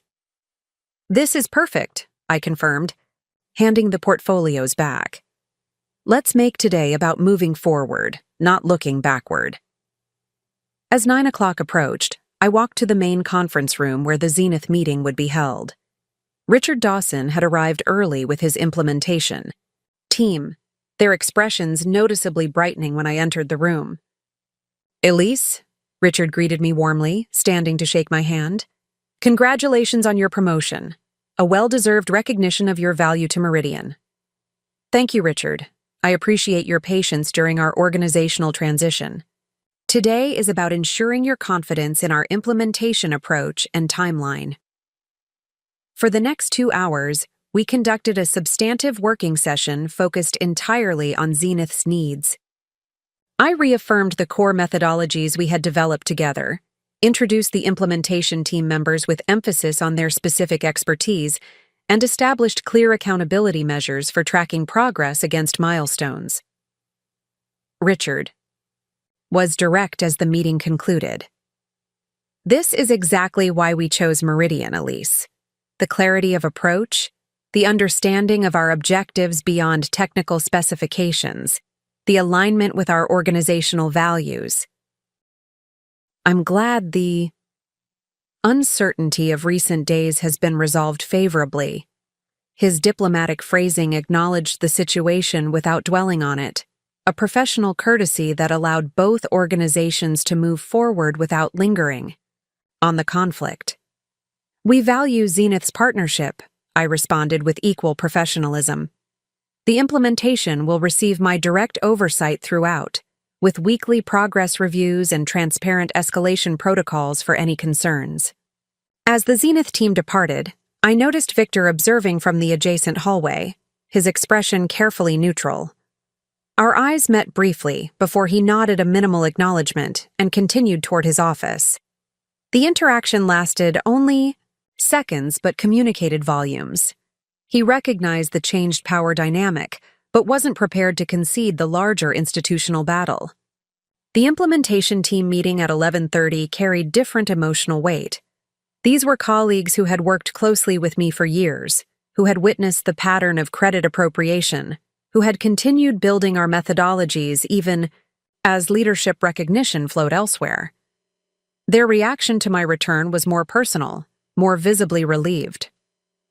"Before we begin," I said as they settled around the conference table, "I want to acknowledge the professionalism you've maintained throughout this transition.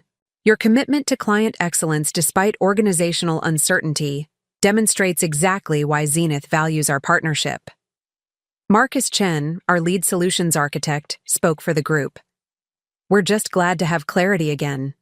The past few days were confusing." "I understand," I acknowledged. "But today we refocus entirely on implementation excellence. Zenith deserves our best work regardless of internal dynamics." We spent the next hour reviewing the implementation timeline, assigning clear responsibilities, and establishing communication protocols. I was careful to emphasize continuity where appropriate while introducing refinements that would improve execution. By session's end, the team's relief had transformed into focused enthusiasm. Exactly the mindset required for successful delivery. The executive committee introduction at 1 p.m. presented more complex dynamics. Victor would be present as COO, along with the 7 other executives who comprised Meridian's senior leadership. Some were his close allies, others more neutral. In the ongoing power realignment, all would be assessing how this unexpected change would affect their own positions and initiatives. I arrived precisely on time, neither eager nor hesitant, and took the open seat designated for my new role. Victor sat directly across from me, flanked by his strongest supporters, the VP of Sales and the Chief Marketing Officer, both of whom owed their positions to his advocacy. Lawrence joined via video conference from Singapore, his presence providing subtle counterbalance to Victor's influence. "Welcome, everyone," Lawrence began. "Today we formally introduce Elise Winters in her new capacity as Executive Vice President of Strategic Client Relations. As you know, Elise secured our groundbreaking contract with Zenith Technologies and will now lead its implementation with direct oversight of our methodology and team structure." He paused, allowing the formal acknowledgement to register before continuing. "This new executive role reflects our commitment to client-centered innovation and account governance. Elise will join the executive committee effective immediately, participating in all strategic planning and resource allocation discussions." Victor maintained perfect composure, offering a professionally cordial nod when Lawrence mentioned my name. His performance was flawless, betraying neither resentment nor artificial enthusiasm, just appropriate collegial respect. Anyone who hadn't witnessed yesterday's confrontation would never suspect the seismic shift in authority taking place. "Thank you, Lawrence," I responded with equal professionalism. "I look forward to collaborating with everyone to strengthen Meridian's client relationships and implementation methodologies. My focus will be ensuring our strategic direction aligns with client success metrics while maximizing long-term partnership value." The neutrality of my language was deliberate, emphasizing institutional effectiveness rather than personal authority. This wasn't about displacing Victor or claiming territory, but about refocusing organizational priorities on client outcomes rather than internal politics. For the next hour, we reviewed the standard executive committee agenda items: quarterly, projections, major initiatives, resource allocation questions. I participated where appropriate, offering insight on client implications without attempting to dominate discussion or assert authority beyond my defined role. Victor similarly maintained professional engagement, neither yielding ground unnecessarily nor creating overt conflict. The tension remained palpable beneath the surface courtesy, but both of us recognized that open hostility would only damage our respective positions. As the meeting concluded, Lawrence asked us both to remain on the call after others had departed. Once we were alone, his expression shifted to one of frank assessment. "That was professionally handled by both of you," he acknowledged. "But sustainable leadership requires more than surface courtesy. Victor, Elise, the board has made its determination on immediate matters, but Meridian's long-term success depends on genuine alignment between its senior executives."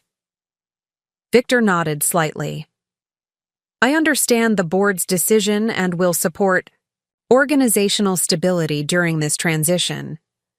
My concerns about governance precedent remain, but those will be addressed through appropriate channels rather than operational resistance." His careful wording maintained his objection to the process while signaling willingness to work within the new structure, at least temporarily. It was a strategic retreat, not a surrender. "I appreciate that approach," I responded.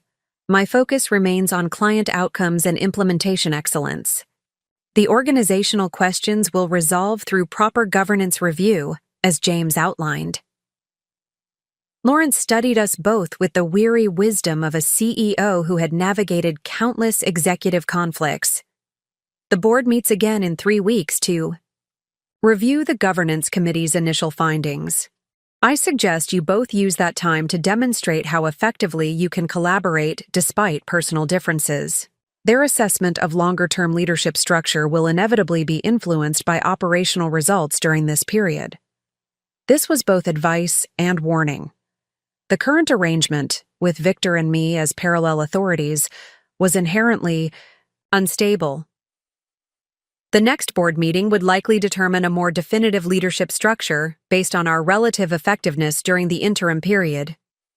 After concluding the call with Lawrence, Victor and I found ourselves alone in the conference. The artificial courtesy of the executive meeting gave way to more direct acknowledgement of our situation. "Congratulations on your tactical victory," Victor said, his tone precise rather than bitter. "It was well executed." "It wasn't a tactic, Victor. It was a necessary correction after years of systematic credit appropriation and merit suppression." I kept my voice equally measured, stating facts rather than expressing grievance. He considered this before responding. "We have fundamentally different perspectives on leadership and organizational structure. I believe in institutional continuity and hierarchical clarity. You prioritize individual recognition and merit visibility. Both approaches have validity, in different contexts." This was classic Victor, reformulating conflict as philosophical difference rather than behavioral issue. It allowed him to position his actions as principled leadership rather than self-serving advancement. "The difference," I countered calmly, "is that my approach doesn't require others to become invisible for me to succeed. Merit-based recognition creates multiplicative value, not zero-sum competition." For a moment, genuine curiosity seemed to replace calculation in his expression. "You truly believe organizational success comes from maximizing individual visibility rather than unified institutional presence?" "I believe sustainable excellence requires both," I clarified. "Strong, institutional identity built on properly acknowledged individual contributions. What's unsustainable is an approach that systemically divorces recognition from contribution. It eventually drives away your most valuable talent." Victor nodded slightly, not in agreement, but in acknowledgement of the perspective. The next 3 weeks will demonstrate which approach better serves Meridian's objectives. I look forward to the empirical results. As he rose to leave, he paused briefly. One question, if you're willing to answer. How long have you been planning this? The Aurora revelation timing with your termination seems too perfect to be coincidental. I didn't plan to be terminated the week before the scheduled disclosure, I replied honestly. But I did ensure I had positional leverage before accepting continued credit appropriation. My father taught me to create options from positions of strength, not to react from positions of weakness. Something shifted in Victor's expression. At the mention of my father, a flicker of revised calculation. Henry Winters, he said quietly. I should have made the connection earlier. His approach to corporate governance was similarly unconventional. With that cryptic comment, he departed, leaving me to wonder exactly what history might exist between Victor and my father, and how that might influence the organizational dynamics ahead. The remainder of the day unfolded with methodical purpose. I met with key team members, established preliminary communication protocols for my new role, and began reviewing the implementation documentation for the Zenith project. By late afternoon, the initial shock of my return had given way to pragmatic adaptation throughout the organization. People adjusted to new realities with remarkable speed when those realities were presented as established fact rather than ongoing negotiation. My final meeting of the day was the private call with Lawrence at 4:30. As we connected, I noticed he had moved from his hotel room to what appeared to be a private meeting space, suggesting he wanted additional confidentiality for our conversation. Elise, he began without preamble, you've handled today's transition admirably. The feedback from the Zenith meeting and implementation team session has been universally positive. Thank you, I acknowledged. My priority is stabilizing client relationships and team dynamics before addressing broader organizational questions. Lawrence nodded approvingly. That's the right approach, but we need to discuss the longer-term strategy for Meridian's leadership structure. The current arrangement with parallel authority between you and Victor is functionally unsustainable. I recognize that, I agreed. The governance committee will need to recommend more definitive structure at the next board meeting. Precisely, Lawrence confirmed. And that recommendation will be substantially influenced by demonstrated effectiveness during these 3 weeks. Victor understands this dynamic as well as you do, perhaps better, given his experience in corporate politics. He's already working to shore up board support through individual outreach to directors. This wasn't surprising. Victor's strength had always been relationship cultivation with those in positions of influence. What remained unclear was Lawrence's own position in this evolving dynamic. What outcome do you believe best serves Meridian? I asked directly, watching his reaction carefully. Lawrence considered the question with genuine thoughtfulness. Meridian needs leadership that balances institutional stability with innovation recognition. Victor's approach emphasized the former at the expense of the latter. Your history suggests you value the latter, but the question remains whether you can equally maintain the former. It was a fair assessment, acknowledging Victor's systematic failures while questioning whether my alternative would fully address organizational needs. My father built 3 successful companies on the principle that institutional strength flows from appropriately recognized individual contribution, I said. I believe Meridian can reclaim that balance with proper leadership focus. Lawrence's expression showed genuine interest. I knew your father primarily through industry associations, rather than direct business partnership. His reputation for building organizations where talent flourished while maintaining strong institutional identity was remarkable. If you've inherited that capability, Meridian would benefit tremendously. Our conversation continued for another 30 minutes, exploring specific approaches to Meridian's current challenges and potential leadership structures that might emerge from the governance review. By its conclusion, I had a clearer understanding. of Lawrence's priorities, and of his willingness to support substantial leadership changes if they demonstrated improved organizational outcomes. As I finally left the office that evening, the Meridian building stood illuminated against the darkening sky, a physical manifestation of the institution that had simultaneously exploited and shaped my professional identity for 7 years. Yesterday, I had viewed it with detached strategic calculation. Today, having reclaimed my rightful position within its structure, I felt renewed connection to its potential. The transformation had begun, not just of my role, but of Meridian's fundamental approach to talent, credit, and leadership. Victor's resistance would continue, the governance battle remained ahead, and sustainable change would require persistent effort beyond initial victories. But something essential had shifted. A pattern broken, a possibility created, a path opened toward the organization Meridian was meant to be. The $15 million contract that had triggered my termination had instead become the catalyst for institutional renewal. As I drove home through the spring evening, my father's words echoed in my memory. True leadership isn't measured by personal advancement, but by institutional transformation. Create environments where merit is visible, contribution is valued, and excellence multiplies rather than transfers. That's the legacy worth building. The journey ahead would test that philosophy in ways neither of us had anticipated. But the first steps toward transformation had been taken, and there would be no returning to the patterns of the past. The illusion of normalcy lasted precisely 8 days. For that brief period, Meridian operated with a veneer of stability, despite the seismic leadership shifts beneath the surface. The Zenith implementation launched successfully under my direct oversight. Team morale improved as merit recognition replaced political alignment in daily operations.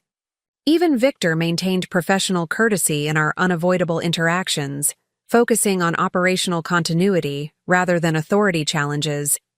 Then came the Helix proposal.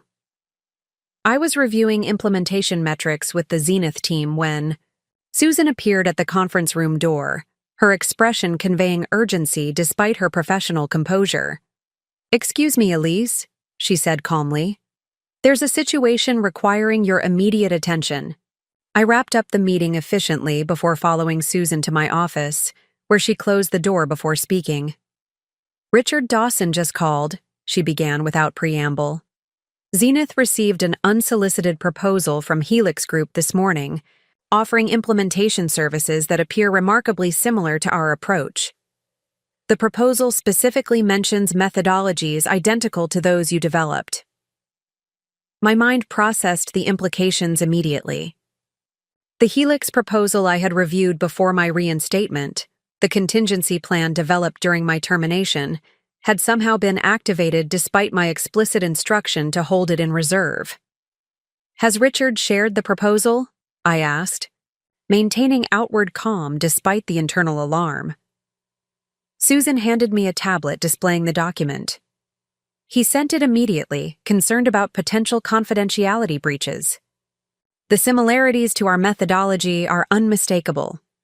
I reviewed the proposal carefully, confirming my initial assessment. This was indeed the revised approach I had helped Helix develop, though with subtle modifications that obscured its direct connection to me. The implementation timeline, resource allocation model, and integration architecture all reflected the specialized approach I had designed for Zenith's unique needs. "Who at Helix submitted this?" I asked, though I already suspected the answer. "Carson Williams personally," Susan confirmed. "He's requesting a meeting with Zenith's leadership team tomorrow morning." This development carried layers of complication. While I had explicitly instructed Susan to hold the Helix contingency in reserve following my reinstatement, I had never formally withdrawn from the arrangement. From Carson's perspective, the opportunity with Zenith remained viable, particularly if someone had suggested I might not maintain my position at Meridian long-term.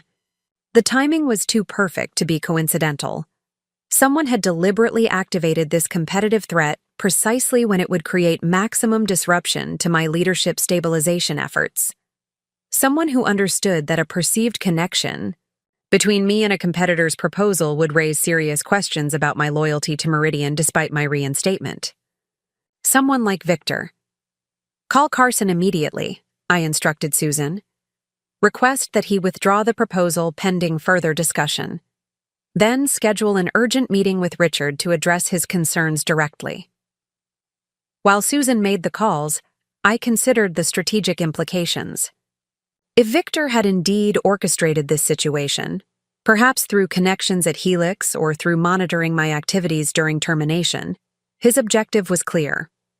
Create doubt about my commitment to Meridian despite my reinstatement, positioning me as a potential corporate saboteur who had developed competitive alternatives while negotiating my return. The governance committee meeting was just 9 days away. This manufactured crisis could significantly influence their assessment of leadership stability under the current arrangement. Carson Williams answered my call personally, his tone carefully neutral. Elise, I was just about to reach out to you. There seems to be some confusion about our Zenith opportunity.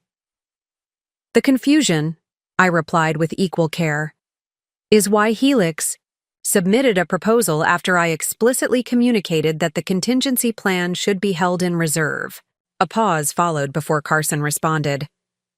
That contradicts my understanding of our arrangement. I received confirmation 3 days ago that we should proceed with the Zenith outreach as planned. Confirmation from whom? I asked directly. Another hesitation. From a representative who identified themselves as authorized to speak on your behalf regarding our arrangement. Given the sensitivity of your dual role transitioning between organizations, the approach seemed appropriate. This confirmed my suspicion. Someone had impersonated my authorization, likely using information gathered during my termination period when the Helix contingency was being developed. The question was whether Carson was an unwitting participant or an active collaborator in the deception. Carson, I never authorized proceeding with the Zenith proposal after my reinstatement at Meridian. That authorization was falsified by someone attempting to create conflict between me and my current employer. His response was measured. That's a concerning allegation, Elise. If accurate, it puts Helix in an extremely uncomfortable position with both you and Zenith. Precisely why I'm requesting an immediate withdrawal of the proposal pending clarification of these circumstances, I said firmly. Continuing this approach benefits neither Helix's reputation nor Zenith's implementation needs. Carson agreed to withdraw the proposal pending further discussion, though his careful phrasing suggested lingering uncertainty about the situation. The damage control with Zenith would be more complicated. Richard Dawson arrived at Meridian an hour later, his expression grave as he entered my office. Our relationship had always been built on transparency and mutual respect, qualities now threatened by the appearance of competing loyalties. Richard, thank you for bringing this directly to my attention, I began, acknowledging the concern immediately. The Helix proposal was not authorized by me despite containing methodologies I developed. His expression remained guarded. Elise, our decision to proceed with Meridian was based entirely on your direct involvement and approach. Finding that same approach suddenly available through competitors raises fundamental questions about confidentiality and commitment. I understand completely, I acknowledged. During my brief termination period, I explored contingency options to ensure Zenith would receive the implementation approach we had developed together, regardless of my professional situation. Once reinstated, I explicitly halted those explorations. Someone has deliberately misrepresented my continued involvement to create precisely this confusion. Richard studied me carefully, years of executive experience making him attuned to organizational politics. You believe this was intentionally orchestrated to undermine your position at Meridian. It wasn't a question, but a conclusion, one that demonstrated his understanding of corporate power dynamics. The timing and execution suggest deliberate intention, I confirmed without directly naming Victor. Carson Williams has agreed to withdraw the proposal pending clarification of these circumstances. My commitment remains exclusively to Meridian and to your implementation success. Richard nodded slowly. I believe your explanation, Elise. Our working relationship has always been characterized by transparency. However, this situation necessitates additional assurance regarding Meridian's internal stability and your sustained authority over our implementation. This was both reasonable and strategically necessary. The Helix situation had introduced uncertainty that required concrete remediation, not just verbal reassurance. I propose an enhanced governance structure for the Zenith implementation, I suggested. Direct oversight from Lawrence Bennett and quarterly board-level reviews of implementation progress against committed milestones. This would provide institutional guarantees beyond individual authority. Richard considered this approach. That would address our immediate concerns about implementation continuity. I'll communicate this resolution to our executive team, contingent on formal confirmation from Meridian's CEO. After Richard departed, I immediately briefed Lawrence via secure video conference, explaining both the Helix situation and my assessment of its likely orchestration. His expression grew increasingly grave as the implications became clear. This is extraordinary, he said when I finished. Using a competitor to manufacture a loyalty crisis immediately before the governance review. If Victor is indeed behind this, it demonstrates concerning ethical boundaries. The circumstantial evidence is compelling, I replied carefully, though proving direct involvement will be challenging. What matters now is containing the potential damage to the Zenith relationship and addressing the leadership implications before the governance committee meeting. Lawrence agreed. I'll provide formal assurance to Richard regarding the enhanced governance structure you proposed. As for the broader implications, this situation actually strengthens the case for more definitive leadership realignment. Manufacturing competitive threats for internal political advantage demonstrates exactly the cultural problems you identified in your initial presentation. While Lawrence handled the client communication, I turned my attention to the internal dimension of this orchestrated crisis. If Victor had indeed engineered this situation, he would already be positioning it with key stakeholders, shaping the narrative before I could respond. Proactive transparency was essential. I scheduled a meeting with James Harrison, the board chair who would be leading the governance committee review. Unlike reactive defense that would appear suspiciously hurried, a proactive briefing would demonstrate confidence and institutional prioritization over personal advantage. James agreed to meet that evening at a restaurant away from Meridian's offices, providing appropriate discretion for a sensitive leadership discussion. At 68, with decades of corporate governance experience, he brought measured perspective to volatile situations. Thank you for making time on short notice, I began after we had ordered.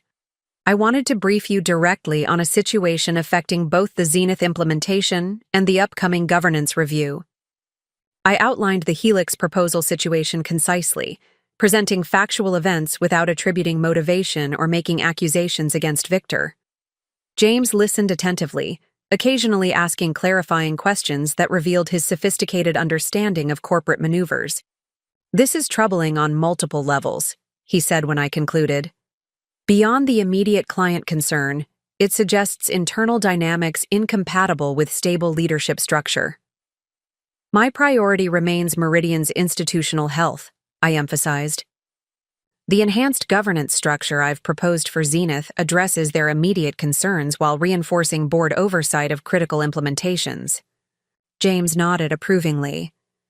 That's the right approach, institutional solutions rather than personality-driven responses. Have you discussed this directly with Victor? The question was carefully neutral, testing whether I had maintained professional protocols despite the apparent sabotage attempt. Not yet, I acknowledged. Given the sensitivity of potential accusations without definitive evidence, I prioritized client stabilization and appropriate board visibility before engaging in what could become an unproductive confrontation. Wise restraint, James observed. Though at some point, direct communication will be necessary. Parallel authority structures require baseline operational trust to function effectively. I agree completely, I said. My hope is that addressing this situation through institutional mechanisms rather than personal confrontation demonstrates commitment to Meridian's stability rather than individual vindication. As our dinner concluded, James offered a perspective that reflected his decades of corporate governance experience. Elise, in my years overseeing executive transitions, I've observed that true leadership character is revealed not during moments of triumph but during deliberately manufactured crises. How executives respond to orchestrated adversity, whether with reactive accusation or strategic institutional focus, often determines their long-term effectiveness. His implication was clear. My handling of this situation would significantly influence the governance committee's assessment of my leadership capacity beyond the specific client relationship with Zenith. The following morning brought the inevitable confrontation with Victor. He appeared at my office doorway precisely at 8 a.m., his expression composed but his posture revealing tension. "Do you have a moment to discuss the Zenith situation?" he asked with practiced professional courtesy. I gestured to the chairs opposite my desk. "Of course. I've been meaning to connect with you on the enhanced governance structure we're implementing for their account." This response, focusing on the solution rather than the orchestrated problem, briefly disrupted his prepared approach. He had clearly anticipated defensiveness rather than forward-focused resolution. "I've received concerning information," he began, recalibrating. Apparently, Helix Group submitted a proposal to Zenith containing methodologies remarkably similar to our proprietary approach. Given your recent reinstatement and the timing of this competitive threat, the coincidence seems worthy of discussion. His framing was masterful, presenting the accusation as concern rather than confrontation, positioning himself as protecting company interests rather than undermining a colleague. "The situation has been addressed," I replied calmly. "Carson, Williams has withdrawn the proposal pending clarification of authorization questions. Lawrence has confirmed enhanced governance protocols with Richard Dawson. The implementation remains on track with no disruption to client confidence." Victor studied me carefully, perhaps surprised by my matter-of-fact response to what he had intended as a destabilizing crisis. "The resolution is encouraging, but the fundamental question remains. How did Helix obtain methodologies identical to our proprietary approach?" This was the trap, the question designed to force either defensive, denial, or damaging admission. Either response would support the narrative he was constructing about my divided loyalties. "That's an excellent question," I agreed, maintaining composed eye contact. "Particularly since the authorization for Helix's outreach was falsified by someone claiming to represent my interests after my reinstatement at Meridian.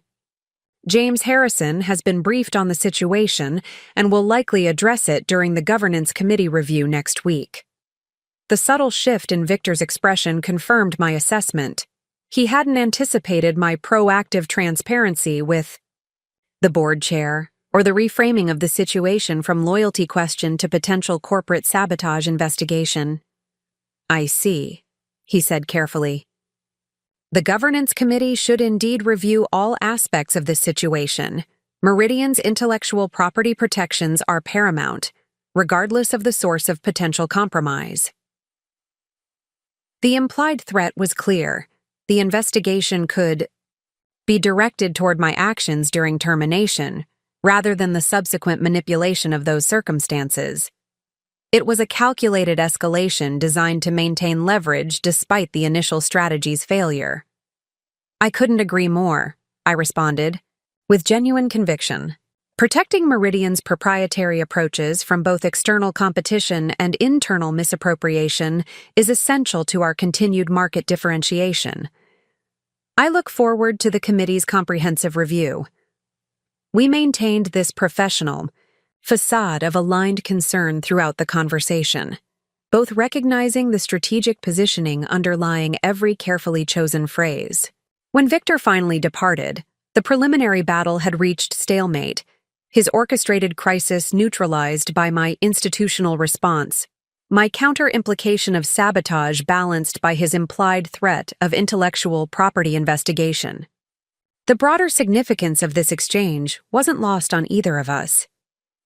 The governance committee meeting was now the definitive battlefield for Meridian's leadership future, with this manufactured crisis serving as evidence for competing narratives about organizational health and executive effectiveness. As the day progressed, I maintained absolute focus on operational excellence rather than political positioning. The Zenith implementation team received additional resources to ensure flawless execution. Client communication protocols were enhanced to provide greater transparency into milestone achievement. Leadership meetings emphasized collaborative solutions rather than hierarchical directives. These weren't political maneuvers, but demonstrations of the leadership philosophy I believed would transform Meridian, creating environments where merit received appropriate recognition, where contribution established authority rather than position, where client outcomes mattered more than internal politics. Up next, you've got 2 more standout stories right on your screen. If this one hit the mark, you won't want to pass these up. Just click and check them out. And don't forget to subscribe and turn on the notification bell so you don't miss any upload from us.